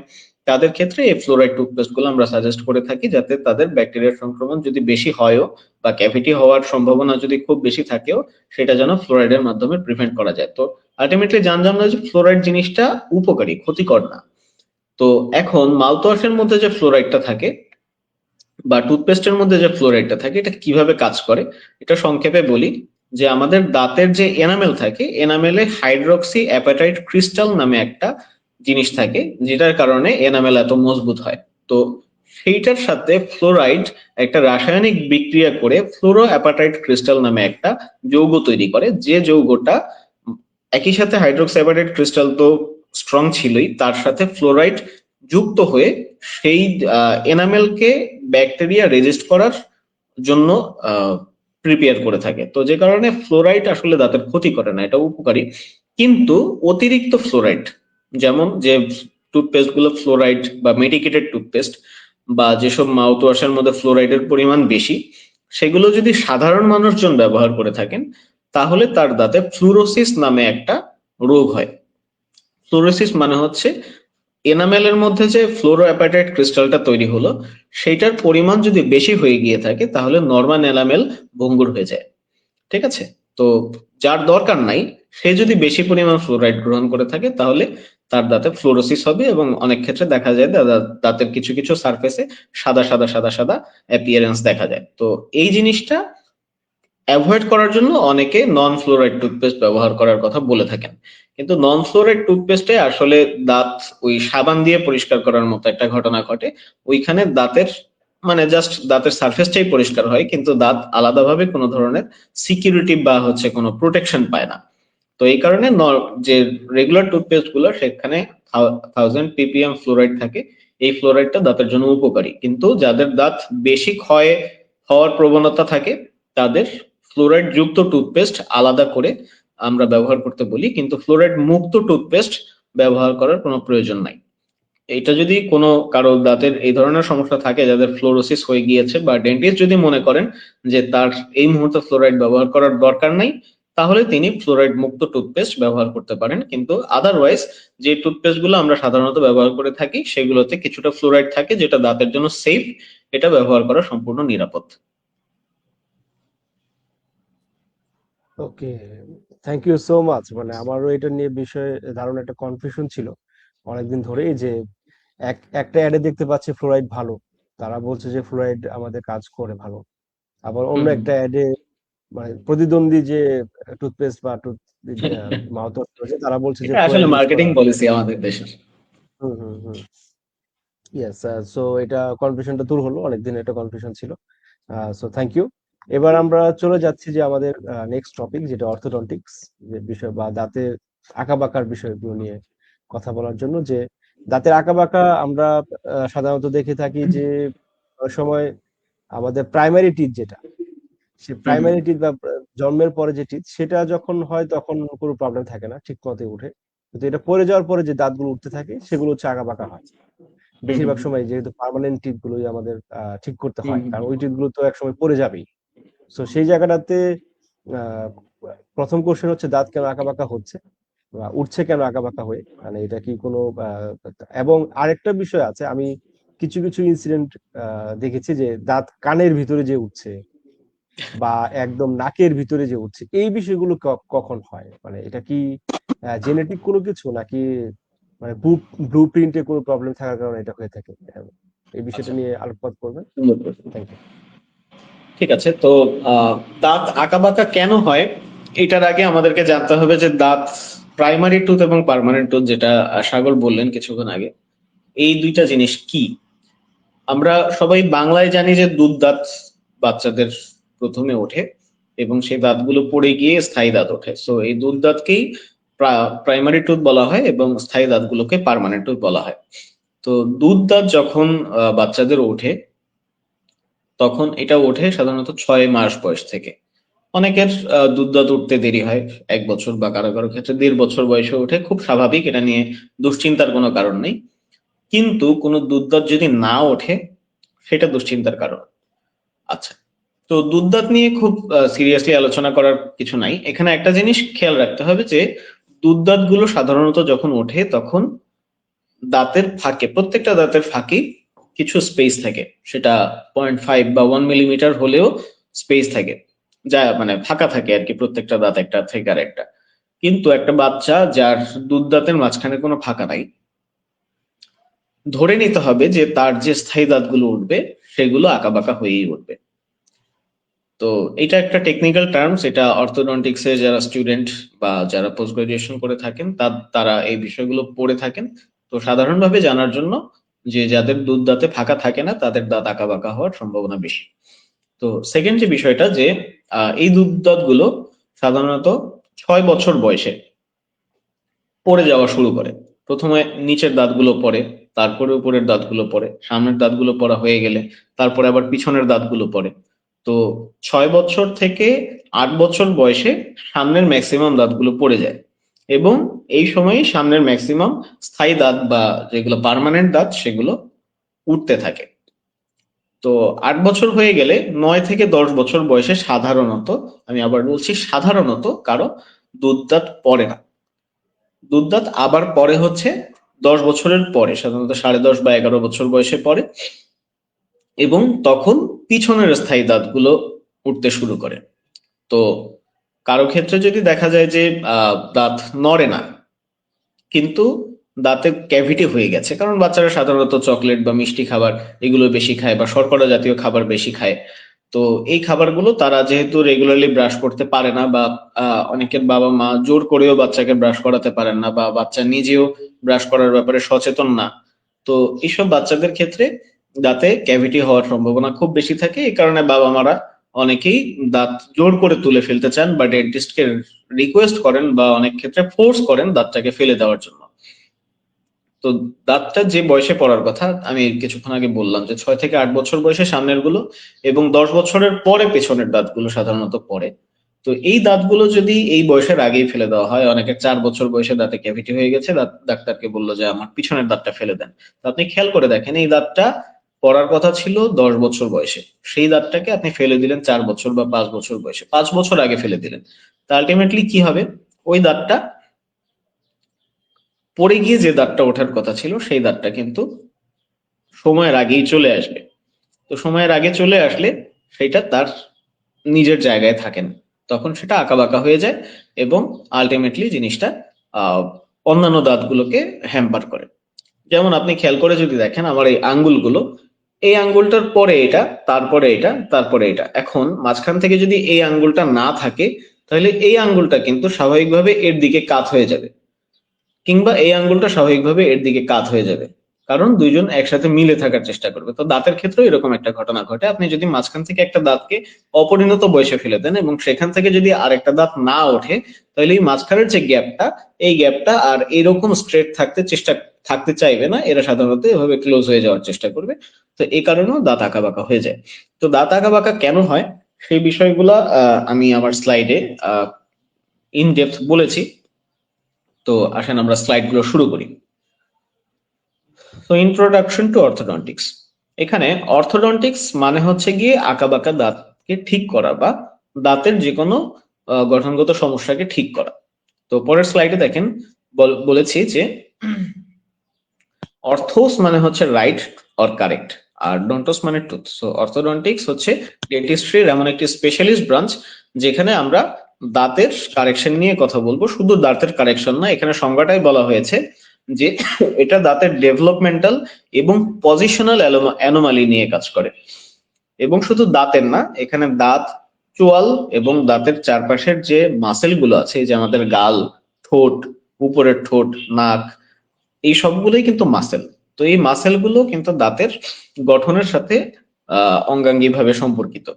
তো আমাদের যদি মাসেলে কোনো অ্যাবনরমালিটি থাকে, কিংবা দাঁতে যদি কোনো অ্যাবনরমালিটি থাকে, আমাদের জিহ্বাও কিন্তু আমাদের শরীরের খুব স্ট্রং একটা মাসেল। তো এই মাসেল গুলো যদি অ্যাবনরমালিটিস থাকে, তাহলে দাঁতে সমস্যা হওয়া বাঞ্ছনীয়। পরের স্লাইডে যাই। এখানে একটা আহ মানুষের দাঁত দেখা যাচ্ছে যার দাঁতের উপরে ব্রেসেস লাগানো আছে। আপনারা অনেকে ব্রেসেস এর বিষয়টি জানেন, যে এটি আঁকা বাঁকা দাঁত কারেকশন করার একটি চিকিৎসা। তো এই যে চিকিৎসাটা, এটাই হচ্ছে মূলত অর্থোডন্টিক্স এর আলোচ্য বিষয়। পরের স্লাইডে যাই। What is malocclusion? Malocclusion হচ্ছে এমন একটি সমস্যা যে দাঁত যে পজিশনে থাকার কথা ছিল, বা যে পজিশনে আমরা কামড় দিলে প্রত্যেকটি দাঁতে কামড় সঠিকভাবে লাগার কথা ছিল, সেটা যখন লাগে না, সেটাকে আমরা ম্যাল অক্লুশন বলবো। তো কিছু কিছু জিনিস ম্যাল অক্লুশনের আওতাভুক্ত, যেমন হচ্ছে ওভার ক্রাউডেড টিথ বলা হয়েছে এখানে। আমি আসলে লেকচারটাকে এই লেকচারটা তৈরি করা হয়েছিল পোস্ট গ্রাজুয়েশনের স্টুডেন্টদেরকে ডেলিভার করার জন্য। তো সেখান থেকেই আমি আপনাদেরকে কিছুটা অংশ দেখাচ্ছি। টোটাল জিনিসগুলো হয়তো বা আপনারা এভাবে বুঝবেন না, বা টেকনিক্যাল টার্মস গুলো একটু ডিফারেন্ট বা ডিফিকাল্ট। তো যে কারণে আমি সহজ বাংলায় এই জিনিসটাকে বোঝানোর চেষ্টা করছি, যে অনেকের দাঁত অল্প একটু জায়গায় অনেকগুলো দাঁত যদি এরকম ভাবে ওঠার চেষ্টা করে, দেখেন আমার আঙ্গুলগুলো কিন্তু আঁকা বাঁকা হয়ে গেছে, কারণ আঙ্গুলগুলো অল্প একটু জায়গায় একসাথে অনেকে অ্যাকোমোডেট করার চেষ্টা করছে। কিন্তু এরা যদি পাশাপাশি থাকতো তাহলে জায়গাটা বেশি লাগতো। তো দাঁতের মুখের মধ্যে জায়গা ছোট, চোয়ালের সাইজ ছোট, কিন্তু তার দাঁতের সাইজ গুলো বড়, তাদের ক্ষেত্রে দাঁত আঁকা বাঁকা হওয়ার সুযোগ থাকে। তারপরে হচ্ছে যাদের উল্টা ঘটনা, যে যাদের চোয়ালের সাইজ নর্মাল কিন্তু দাঁতের সাইজ ছোট, কিংবা দাঁত নর্মাল কিন্তু চোয়ালের সাইজ বড়, তাদের ক্ষেত্রে দাঁতের মাঝখানে ফাঁকা হওয়ার সম্ভাবনা থাকে। তাছাড়া যাদের উপরের দাঁত এবং নিচের দাঁতের সাথে কামড়টা ডিফারেন্ট, তাদের ক্ষেত্রেও ম্যালঅক্লুশন হওয়ার সুযোগ থাকে। দ্যাট মিনস ম্যালঅক্লুশন হচ্ছে দাঁত যেভাবে থাকার কথা ছিল, নর্মাল অক্লুশন মানে দাঁতে দাঁতে কামড় যেভাবে মিলার কথা ছিল সেইভাবে না মিলে ভুলভাবে মিলতেছে, সেটাকে আমরা বলতেছি ম্যাল অক্লুশন। ঠিক আছে? তো পরের ছবিটায় আমরা দেখি, এখানে কতগুলো ম্যালঅক্লুশনের ছবি দেখানো হয়েছে, যে আসলে দাঁতে কি কি ধরনের আঁকাবাঁকা সমস্যা হতে পারে। যেমন প্রথম ছবিটায় দেখা যাচ্ছে যে নিচের চোয়াল দিয়ে উপরের চোয়ালের দাঁতগুলো ঢেকে আছে, বা দ্বিতীয় ছবিতেও একই রকম দেখা যাচ্ছে, নিচের চোয়ালের দাঁত দিয়ে উপরের চোয়াল ঢেকে আছে। তো এইটা আসলে একটা ভিন্ন টাইপের ম্যালঅক্লুশন। এটা খুব মানে র্যান্ডমলি কম সংখ্যক মানুষের ক্ষেত্রে হয়। বেশিরভাগ মানুষের ক্ষেত্রে যেটা হয়, তাদের দাঁত উঁচু থাকে। তো তৃতীয় ছবিতে দেখা যাচ্ছে যে একটা মানুষের দাঁত উঁচু, এবং চতুর্থ ছবিতে দেখা যাচ্ছে যে তার দাঁতগুলো এতই উঁচু যে নিচের দাঁতও উপরের দাঁত দিয়ে ঢেকে আছে। পঞ্চম ছবিতে দেখা যাচ্ছে যে দাঁত সামনের দাঁতগুলো মিশছে না, কিন্তু পিছনের দাঁতের কামড় মিশে যাচ্ছে। তো এটাকে আমরা বলি ওপেন বাইট। প্রত্যেকটা ছবির নিচে নিচেই কি ধরনের সমস্যা সেটা লেখা আছে। তারপরে হচ্ছে গিয়ে ষষ্ঠ ছবি বা সপ্তম ছবিতে দেখা যাচ্ছে যে পোস্টেরিয়র ক্রসবাইট, যেখানে বলা হয়েছে যে তার উপরের চোয়ালের পিছনের দাঁতগুলো চাপা, ওয়ারেস নিচের চোয়ালের পিছনের দাঁতগুলো সঠিক পজিশনে থাকার কারণে পিছনের দাঁতের কামড় কিন্তু মিলছে না, এবং শুধুমাত্র তার সামনের দুইটা দাঁতের কামড় এখানে মিলছে। তারপরে অনেকের আছে যে যে ক্যানাইন গুলো থাকে, ইদানিং আমরা খুব একটা ট্রেন্ড দেখতে পাচ্ছি যে ভ্যাম্পায়ার টুথ করা। তো ভ্যাম্পায়ার টুথ জিনিসটা হচ্ছে যে দাঁত, যে উঁচু যে দাঁতগুলো থাকে ক্যানাইন টুথ, এই ক্যানাইন টুথ গুলোকে চোখা করা। তো এই ক্যানাইন টুথের কথা বলতেই ভ্যাম্পায়ার টুথের কথা বললাম, যে ক্যানাইন টুথ গুলো সাধারণত 13 বছর বা 12 বছরের শেষের দিকে, বা কারো কারো ক্ষেত্রে 13.5 বছরেও আসে। তো ক্যানাইন টুথ গুলো মানে সবচেয়ে দেরিতে আসে। তো দেখা যায় যে ক্যানাইন টুথ আসতে আসতে বাকি সবগুলো দাঁত উঠে গেছে, এবং ক্যানাইন টুথ ওঠার মতো জায়গা নাই। তখন ক্যানাইন টুথ গুলো একটু উঁচু হয়ে ওঠে, যেগুলোকে আপনারা অনেকে ভোগ দাঁত বলে থাকেন। তো এই ক্যানাইন টুথ উঁচু হওয়ার কারণেও সাধারণত অন্যান্য দাঁতগুলো আঁকাবাঁকা হয়ে যায়। আবার কিছু সব দাঁত ভালো আছে, একটা দাঁত দেখা গেল ঘুরে আছে, জায়গা পায় নাই দেখে রোটেশন, বা অনেক দাঁত ওঠেই না সঠিকভাবে জায়গা না পাওয়ার কারণে, সেগুলোকে আমরা বলি ইম্প্যাক্টেড টুথ। তো আপনারা নিচের একটা এক্স রে দেখতে পাচ্ছেন, এখানে অনেকগুলো দাঁত মানে উঠি উঠি করছে, কিন্তু এখনো ওঠেনি, বা ওঠার মতো জায়গা পাচ্ছে না, বা পরিণত বয়স হয় নাই, বা যে দাঁত যেখানে ওঠার কথা ছিল সেই দাঁত সেখানে না ওঠে অন্য জায়গায় উঠেছে। তো এই ধরনের অনেকগুলো সমস্যাই আসলে অর্থোডন্টিক্স এর আলোচ্য বিষয়। যে মানে দাঁতের যে আঁকাবাঁকা সমস্যা সেটা হচ্ছে অর্থোডন্টিক্স এর অংশ, এবং চোয়ালের যে আঁকাবাঁকা সমস্যা, কারো নিচের চোয়াল বেশি সামনের দিকে বা বেশি পেছনের দিকে, বা উপরের চোয়াল স্বাভাবিকভাবে যেখানে থাকার কথা ছিল তার চেয়ে একটু সামনের দিকে, কিংবা সাইজে ছোট বা সাইজে বড়, নিচের চোয়ালের সাইজ বড় ছোট, মানে কম্বিনেশনটা যদি ঠিক না হয় কোন চোয়ালের, তাহলে সেটা ডেন্টোফেশিয়াল অর্থোপেডিক্স এর আওতাভুক্ত। তো এই দুইটা বিষয়ই একত্রে আমরা অর্থোডন্টিক্স এবং ডেন্টোফেশিয়াল অর্থোপেডিক্স সাবজেক্টে আলোচনা করে থাকি। এর পরের স্লাইডে দেখতে পাচ্ছি যে এইমস অফ অর্থোডন্টিক্স আছে, মানে হচ্ছে অর্থোডন্টিক্স এর আসল উদ্দেশ্যটা কি। উদ্দেশ্যটা হচ্ছে 1 নাম্বার ফাংশনাল এফিসিয়েন্সি, মানে হচ্ছে একটা মানুষ যেন ঠিকঠাক মতো চাবায়ে খেতে পারে এবং ঠিকঠাক মতো কথা বলতে পারে, সেই বিষয়টাকে এনশিওর করা। 2 নম্বর হচ্ছে স্ট্রাকচারাল ব্যালেন্স, মানে হচ্ছে তার মুখের গঠনটা এবং দাঁতের যে গঠনগুলো এবং তার আনুষঙ্গিক যে মাসেল, যেমন হচ্ছে গাল, ঠোঁট, জিহ্বা এবং এই যে গলার নিচের যে বা চোয়ালের নিচের যে মাংসগুলো, এগুলো যেন সঠিক ব্যালেন্সে থাকে, এই জিনিসটাকে এনশিওর করা। এবং অ্যাস্থেটিক হারমোনি, মানে তাকে দেখতে যেন সুন্দর লাগে, তার ফেসটা যেন অ্যাস্থেটিক হয়, সেই জিনিসটাকে এনশিওর করা।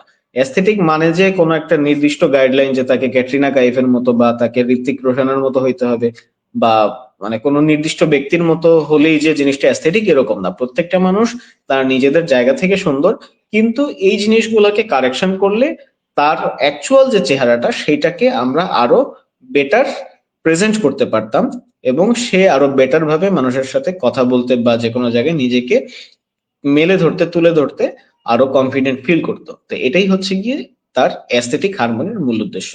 তো এই জিনিসগুলো নিয়ে অর্থোডন্টিক্সে আমরা কাজ করে থাকি। এরপরের স্লাইডে দেখি ব্রাঞ্চেস অফ অর্থোডন্টিক্স। তো এখানে প্রথমে বলা হয়েছে প্রিভেন্টিভ অর্থোডন্টিক্স, মানে একটা বাচ্চার দাঁত যেন আঁকাবাঁকা না হতে পারে, সেটার জন্য আমরা কিভাবে এই সমস্যাটাকে প্রিভেন্ট করব, সেটা হচ্ছে প্রিভেন্টিভ অর্থোডন্টিক্স এর আওতাভুক্ত। এখানে অনেকের থাকে ছোটবেলায় দাঁত দিয়ে নখ কাটার হ্যাবিট থাকে, আমাদের অনেকেরই, ম্যাক্সিমামেরই থাকে হিসাবে। অনেকের মুখে আঙ্গুল চোষার বা কোনো কলম চোষার বা আহ, কোনো একটা জিনিস চাবানোর বা হচ্ছে গিয়ে ঠোঁট কামড়ানোর স্বভাব থাকে। তো এই স্বভাবগুলোর কারণেও কিন্তু দাঁত উঁচু হতে পারে বা আঁকা বাঁকা হতে পারে। তো এই স্বভাবগুলো যদি 3 বছর বয়স পর্যন্ত থাকে, দ্যাট ইজ নর্মাল। কিন্তু 3 বছর ওভার হয়ে গেলে তখন এইটার কারণে দাঁত আঁকা বাঁকা হওয়া শুরু করে, কারণ আমরা জানি যে 6 বছর বয়সে স্থায়ী দাঁত উঠবে। সো 3 বছরের পরে যে দাঁতগুলাই থাকে, সেই দাঁতগুলোতেই আমার এই হ্যাবিটটা ইফেক্ট করতেছে, মানে নেগেটিভলি ইফেক্ট করতেছে। এই কারণে তাদের ওই হ্যাবিটের কারণে দাঁত আঁকা বাঁকা হয়। তাছাড়া ইন্টারসেপটিভ অর্থোডন্টিক যে ডিভিশনটা বা ব্রাঞ্চটা, সেখানে আমরা এই সমস্যাগুলো যাদের হয়ে গেছে তাদেরকে কিভাবে সমস্যা থেকে এলিমিনেট করা যায় এবং দাঁতকে খুব অল্প সময়েই আগের অবস্থায় ফেরত নিয়ে আসা যায়, যাতে ভবিষ্যতে আর সমস্যাটা না বাড়ে, এটা হচ্ছে ইন্টারসেপটিভ অর্থোডন্টিক্স। ইন্টারসেপ্ট মানে কোনো কিছুকে বাধা দেওয়া, সমস্যাটাকে বাধা দিচ্ছি যাতে আর ভবিষ্যতে সমস্যাটা বাড়তে না পারে, এটা হচ্ছে ইন্টারসেপটিভ অর্থোডন্টিক্স এর পার্ট। তৃতীয় স্লাইডে দেখি, এরপরের স্লাইডে, যে কারেক্টিভ অর্থোডন্টিক্স, মানে অলরেডি সমস্যা ফুল ব্লোন, পুরোপুরি সমস্যা হয়ে গেছে, এখন এটাকে ঠিক করে আগের জায়গায় নিয়ে আসার যে ট্রিটমেন্ট, সেটা হচ্ছে কারেক্টিভ অর্থোডন্টিক্স। তো আপনারা যারা আসলে আমাদের কাছে অর্থোডন্টিক চিকিৎসা নিতে আসেন বা ব্রেসেস ট্রিটমেন্ট করাতে আসেন, অনেকে আসেন আমাদের কাছে যে আমার দাঁত ব্রেসেস করে দেন, আমার এমনিতে কোনো সমস্যা নাই, জাস্ট স্টাইলের জন্য আমি ব্রেসেস করতে চাই। প্লিজ এটা করবেন না, কারণ ব্রেসেস একটা চিকিৎসার জিনিস, এটা কোনো স্টাইলের জিনিস না। ঠিক আছে, এটা আপনার ভালো দাঁতকে খারাপ করে দিতে পারে ব্রেসেস ট্রিটমেন্টের মাধ্যমে। সুতরাং আপনাদের যাদের অ্যাকচুয়ালি দরকার ব্রেসেস ট্রিটমেন্ট, আপনারা মানে তারাই শুধুমাত্র ট্রিটমেন্টটা করেন। অন্য কেউ শুধুমাত্র স্টাইল করার জন্য বা মনের ইচ্ছা পূরণ করার জন্য ব্রেসেস দাঁতে লাগানোর কোনো প্রয়োজন নেই, এতে আপনার ভালো দাঁত ক্ষতিগ্রস্ত হতে পারে। তো এটা হচ্ছে কারেক্টিভ অর্থোডন্টিক্স এর পার্ট। আরেকটা হচ্ছে সার্জিক্যাল অর্থোডন্টিক্স। তো অর্থোডন্টিক্স এর মধ্যেও সার্জারির বিষয় আছে, যেখানে আমরা যেসব মানুষের চোয়ালের সমস্যা, যাদের চোয়াল ছোট বা বড়, বা উপরের যে ম্যাক্সিলা বলি আমরা, উপরের চোয়াল ছোট বা বড়, এদের চোয়ালের সামঞ্জস্য ফিরিয়ে আনার জন্য যে সার্জারি গুলা করা হয়, সেটাই কারেক্টিভ সার্জারি বা সার্জিক্যাল অর্থোডন্টিক্স এর আওতাভুক্ত। এটি সাধারণত ম্যাক্সিলোফেশিয়াল সার্জনরা অর্থোডন্টিক্স এর গাইডলাইন অনুযায়ী এই সার্জারিটা করে থাকে। ওকে, এর পরের স্লাইডে যাই, যে অর্থোডন্টিক অ্যাপ্লায়েন্স। একটা হচ্ছে রিমুভেবল অ্যাপ্লায়েন্স। আচ্ছা, অর্থোডন্টিক অ্যাপ্লায়েন্স মানে হচ্ছে যে ডিভাইস গুলো দিয়ে আমরা আঁকা বাঁকা দাঁত বা হচ্ছে উঁচু দাঁত, নিচু দাঁত, ফাঁকা দাঁত, এই সমস্যাগুলোর চিকিৎসা করে থাকি, সেই অ্যাপ্লায়েন্স গুলো। তো অর্থোডন্টিক অ্যাপ্লায়েন্স এর মধ্যে একটা আছে রিমুভেবল অ্যাপ্লায়েন্স, যেটা আপনি নিজে খুলতে পারবেন, আবার নিজেই ব্যবহার করতে পারবেন। তো তার কিছু অ্যাপ্লায়েন্স আছে যেটার মধ্যে তার থাকে, কিছু অ্যাপ্লায়েন্স আছে যার মধ্যে তার থাকে না। ইদানিং অনেকেই ক্লিয়ার অ্যালাইনার ব্যবহার করে থাকেন বা ক্লিয়ার অ্যালাইনার সম্পর্কে ধারণা রাখেন যে দাঁতের উপরে একটা একদম ক্রিস্টাল ক্লিয়ার একটা ট্রে বসিয়ে দেওয়া হয়, যেটা আঁকা বাঁকা দাঁতকে অটোমেটিক কারেকশন করতে শুরু করে। সো এটাও রিমুভেবল অ্যাপ্লায়েন্সের একটা অংশ। তাছাড়া ফিক্সড অ্যাপ্লায়েন্স বা ব্রেসেস আছে, সেটা তো আপনারা রেগুলারলি সবাই দেখে থাকেন।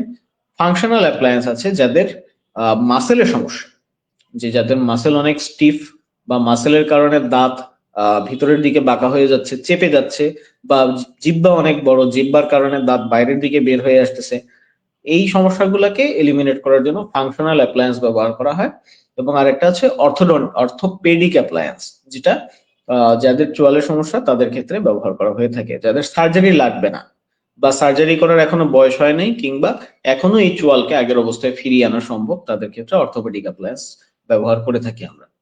তো পরের স্লাইডে কিছু ছবি আছে, এটা হচ্ছে রিমুভেবল অ্যাপ্লায়েন্সের ছবি। তারপরের স্লাইডে ব্রেসেসের ছবি দেখা যাচ্ছে, যেটা ফিক্সড অ্যাপ্লায়েন্সের ছবি। তারপরের স্লাইডে ফাংশনাল অ্যাপ্লায়েন্সের ছবি দেখা যাচ্ছে। এটা দিয়ে সাধারণত আমরা দাঁত উপরে নিচে যাতে ঠিকঠাক ভাবে কামড় পড়ে এবং মাসেল যেন দাঁতকে কোনোভাবে প্রভাবিত করতে না পারে, এই জিনিসটাকে আমরা মেনটেন করে থাকি। এবং তারপরের ছবিতে আমরা দেখতে পাচ্ছি অর্থোপেডিক অ্যাপ্লায়েন্স। এখানে মাথার মধ্যে একটা বাচ্চার একটা মাথার মধ্যে একটা স্ট্র্যাপ লাগানো আছে এবং সেটা একটা পার্ট দাঁতের মধ্যে গিয়ে লেগেছে। তো আমরা মাথার যে হাড়, সেখান থেকে ফোর্সটাকে জেনারেট করে দেন সেই ফোর্সটা দাঁতের উপরে বা চোয়ালের উপরে অ্যাপ্লাই করে এটার কারেকশন করে থাকি। তো এই ধরনের ডিভাইস গুলো আমরা সাধারণত অর্থোডন্টিক্সে ইউজ করে থাকি। আর কখন অর্থোডন্টিক ট্রিটমেন্ট করতে হবে এই জিনিসটাও আসলে ইন জেনারেল মানুষের জানা উচিত। যেমন ডেসিডুয়াস ডেন্টিশন বলে যে কথাটা এখানে বলা হয়েছে, তার মানে দুধ দাঁত বা প্রাইমারি টুথ কন্ডিশনে আমাদের কি করণীয়।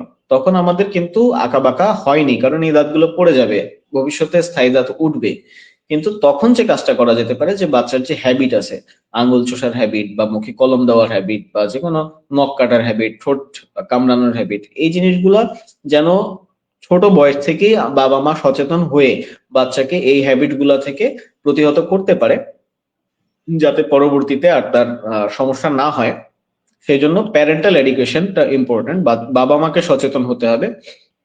বাচ্চার যেন কোনো দাঁতে ক্যাভিটি না হয়, যাতে করে তার দাঁতকে অপরিণত বয়সেই তুলে ফেলার জন্য বাধ্য হতে হয়, এরকম কোনো সিচুয়েশন যেন না আসে। এই কারণে তার বাবা মাকেও দাঁতের যত্নের ব্যাপারে সচেতন হতে হবে এবং বাচ্চাকেও দাঁতের যত্নের ব্যাপারে গুরুত্ব দেওয়া শিখাতে হবে। তারপর হচ্ছে স্পেস মেইনটেনেন্স। দেখা গেল যে ঠিক আছে, আমাদের কোনো কারণে দাঁত ফেলে দিতে হলো, তো ওই জায়গাটা যেন চেপে যেতে না পারে, এই কারণে কিছু ডিভাইস আছে, যে ডিভাইস দিয়ে ওই জায়গাটাকে মেইনটেইন করা যায়, সেগুলোকে বলা হয় স্পেস মেইনটেইনার।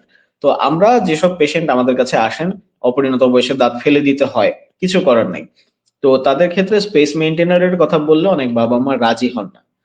তারা মনে করেন যে আমরা এই জিনিসটা তাদের উপরে চাপিয়ে দিচ্ছি বা তাদেরকে একটা ফিনান্সিয়াল বার্ডেন দেওয়ার জন্য এটা আমরা বলছি। কিন্তু আসলে এটা যে কতটা দরকারি, আমি আশা করি আজকে আপনাদেরকে কিছুটা হলেও ধারণা দিতে পেরেছি। তো এই স্পেস মেইনটেইনারটা অপরিণত বয়সে দুধ দাঁত ফেললে পরে অবশ্যই ব্যবহার করতে হবে, এবং কোনো ডেন্টিস্ট যদি আপনাকে এটার ব্যাপারে নাও বলেন, আপনি নিজে সচেতন হয়ে ডেন্টিস্টকে যেন বলেন যে আমাকে স্পেস মেইনটেইনারের ব্যাপারে কি করণীয় সে বিষয়ে ধারণা দেন। তাতে করে সবার মধ্যেই এই সচেতনতা বাড়বে। এবং হচ্ছে elimination of abnormal oral habit. Oral habit মানে হচ্ছে যে কোনো ধরনের আঙ্গুল চোষা, নখ কামড়ানো, ঠোঁট কামড়ানো, এই হ্যাবিট গুলো। তো প্রাইমারি টুথ অবস্থায় এই জিনিসগুলো আপনারা দেখতে পারেন।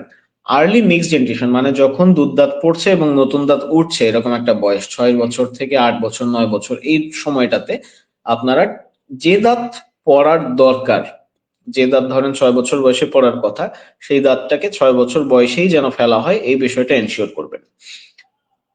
তারপরে হচ্ছে প্রিম্যাচিউর অক্লুশন। অনেকের থাকে যে দাঁত যেহেতু নতুন দাঁত উঠতেছে, আগের দাঁত পড়ে যাচ্ছে, এই কারণে উল্টাপাল্টা ভাবে কামড় দেওয়ার একটা হ্যাবিট তৈরি হয়, এটাকে আমরা বলি প্রিম্যাচিউর অক্লুশন। এটা কিন্তু দাঁতের জন্য ক্ষতি, কারণ ওই দাঁতটা যে পজিশনে উঠতেছিল সেই পজিশনে না উঠে ওই হ্যাবিটের কারণে অন্য একটা পজিশনে গিয়ে ওঠা শুরু করে, তখন ওই দাঁতটা ভিতরের দিকে বা বাইরের দিকে বেশি উঁচু নিচু হয়ে ফাইনালি মুখে চলে আসে। তো এই জিনিসটা যেন না হয়, এই জিনিসটা আপনারা খেয়াল রাখবেন, যে বাচ্চা যেন উল্টাপাল্টা করে কামড় না দেয়, সে যেন নর্মালি যেভাবে চাবায় সেভাবেই যেন চাবায়। তারপরে হচ্ছে তার যে কোনো ধরনের আহ চোয়ালের যদি কোনো সমস্যা থাকে, কারণ 6 থেকে 7 বছর বয়সে একটা বাচ্চার উপরের চোয়ালের প্রাইমারি গ্রোথ শেষ হয়।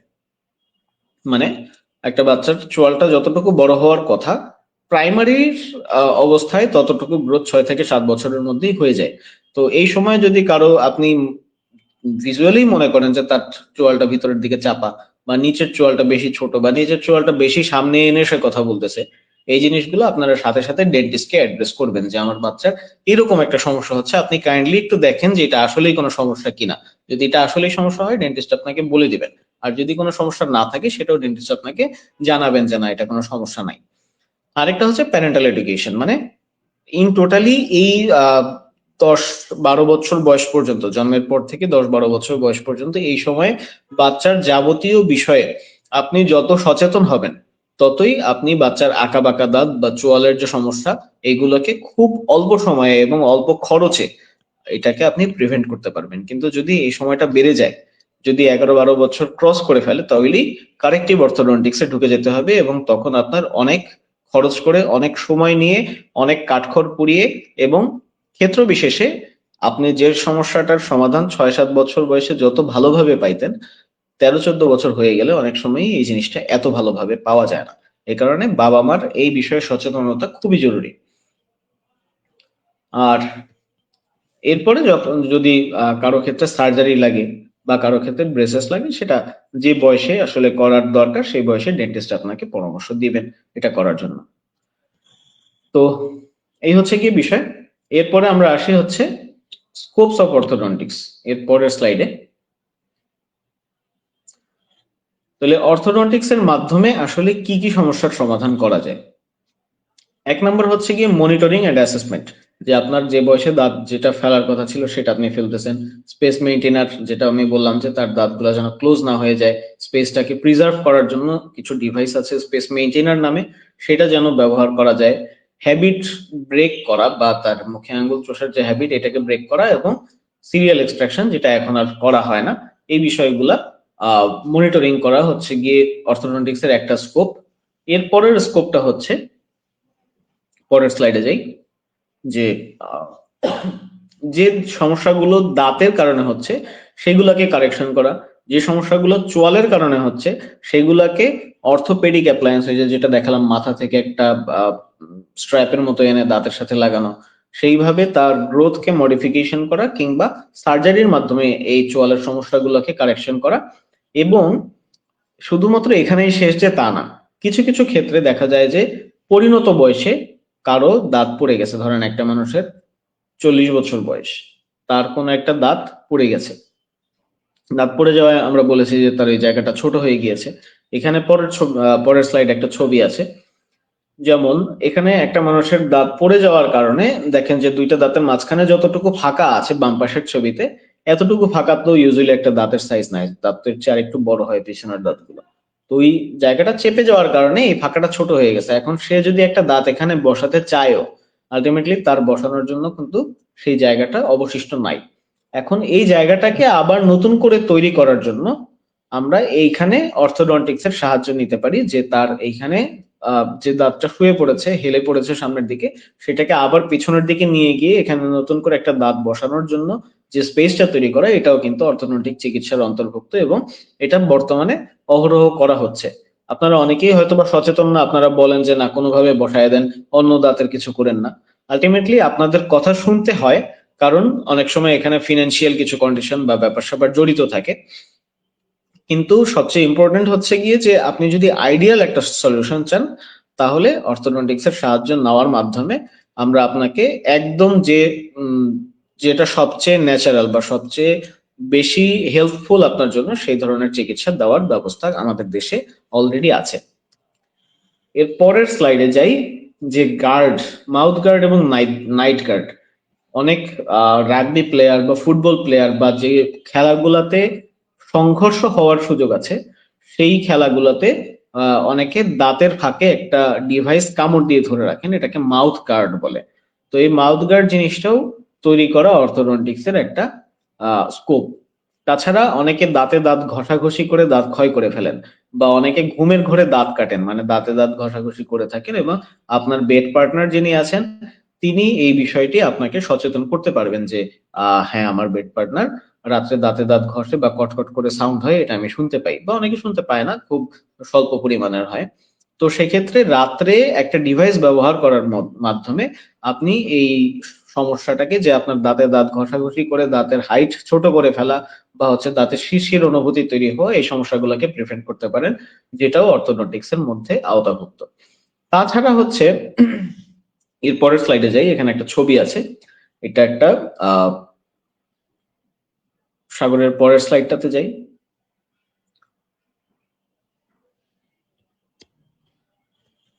সাগর শুনতে পাচ্ছেন?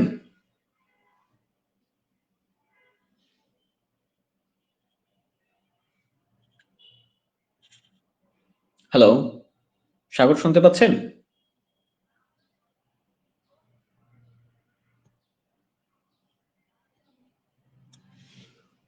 আচ্ছা, সাগর সম্ভবত শুনতে পাচ্ছেন না আমাকে।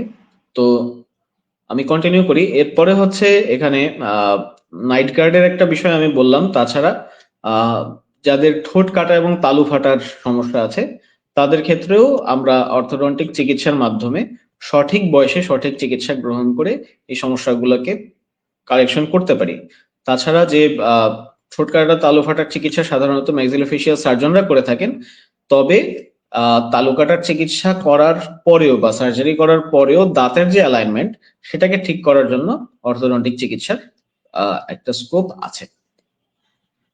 তো অর্থোডন্টিক চিকিৎসার মাধ্যমে আসলে কি কি ইমপ্রুভমেন্ট করা সম্ভব এটাও ছোট করে বলতে চাই যে, স্বাভাবিকভাবে একটা মানুষের যখন দাঁতের সমস্যা থাকে তখন সে তার নিজেকে এক্সপোজ করতে বা নিজেকে এক্সপ্রেস করতে কুণ্ঠা বোধ করেন, সংকোচ বোধ করেন, সেখানে তার কনফিডেন্সটা কমে যায়।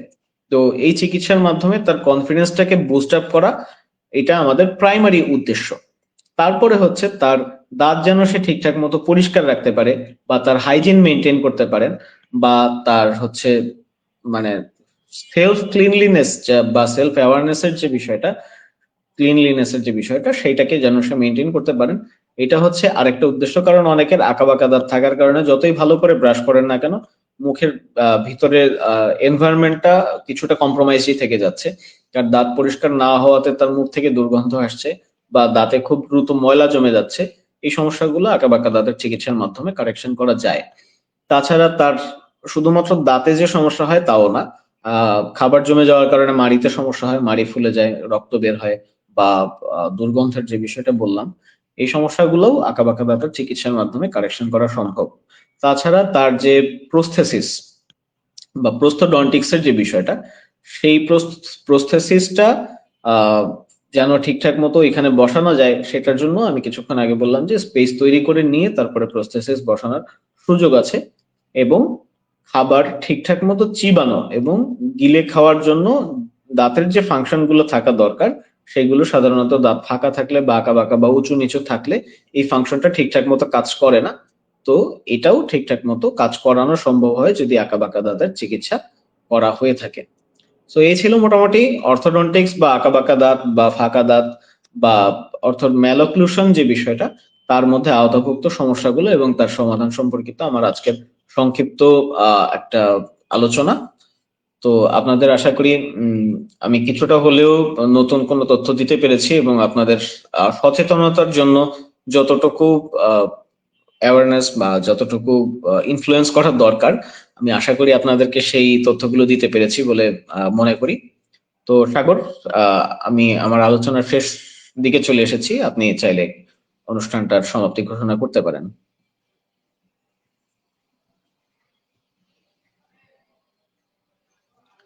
সাগর, আপনি কি আছেন? Yes, I am available. এখানে কিছুটা বিদ্যুৎ বিভ্রাট ঘটেছে। তো আচ্ছা আচ্ছা। But in the mean time হচ্ছে আমাদের আলোচনা আমি পুরোটাই শুনেছি। সো এবং in the mean time thank you so much যে এত সুন্দর করে আলোচনা করেছেন আপনি।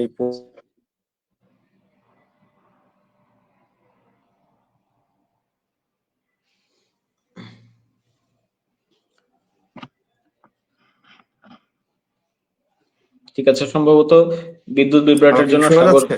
কথাবার্তা, হ্যাঁ আমি শুনতে পাচ্ছি সাগর।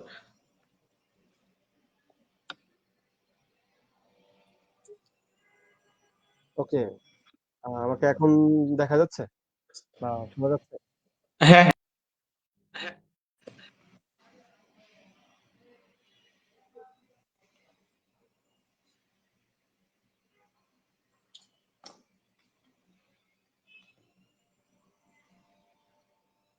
আমি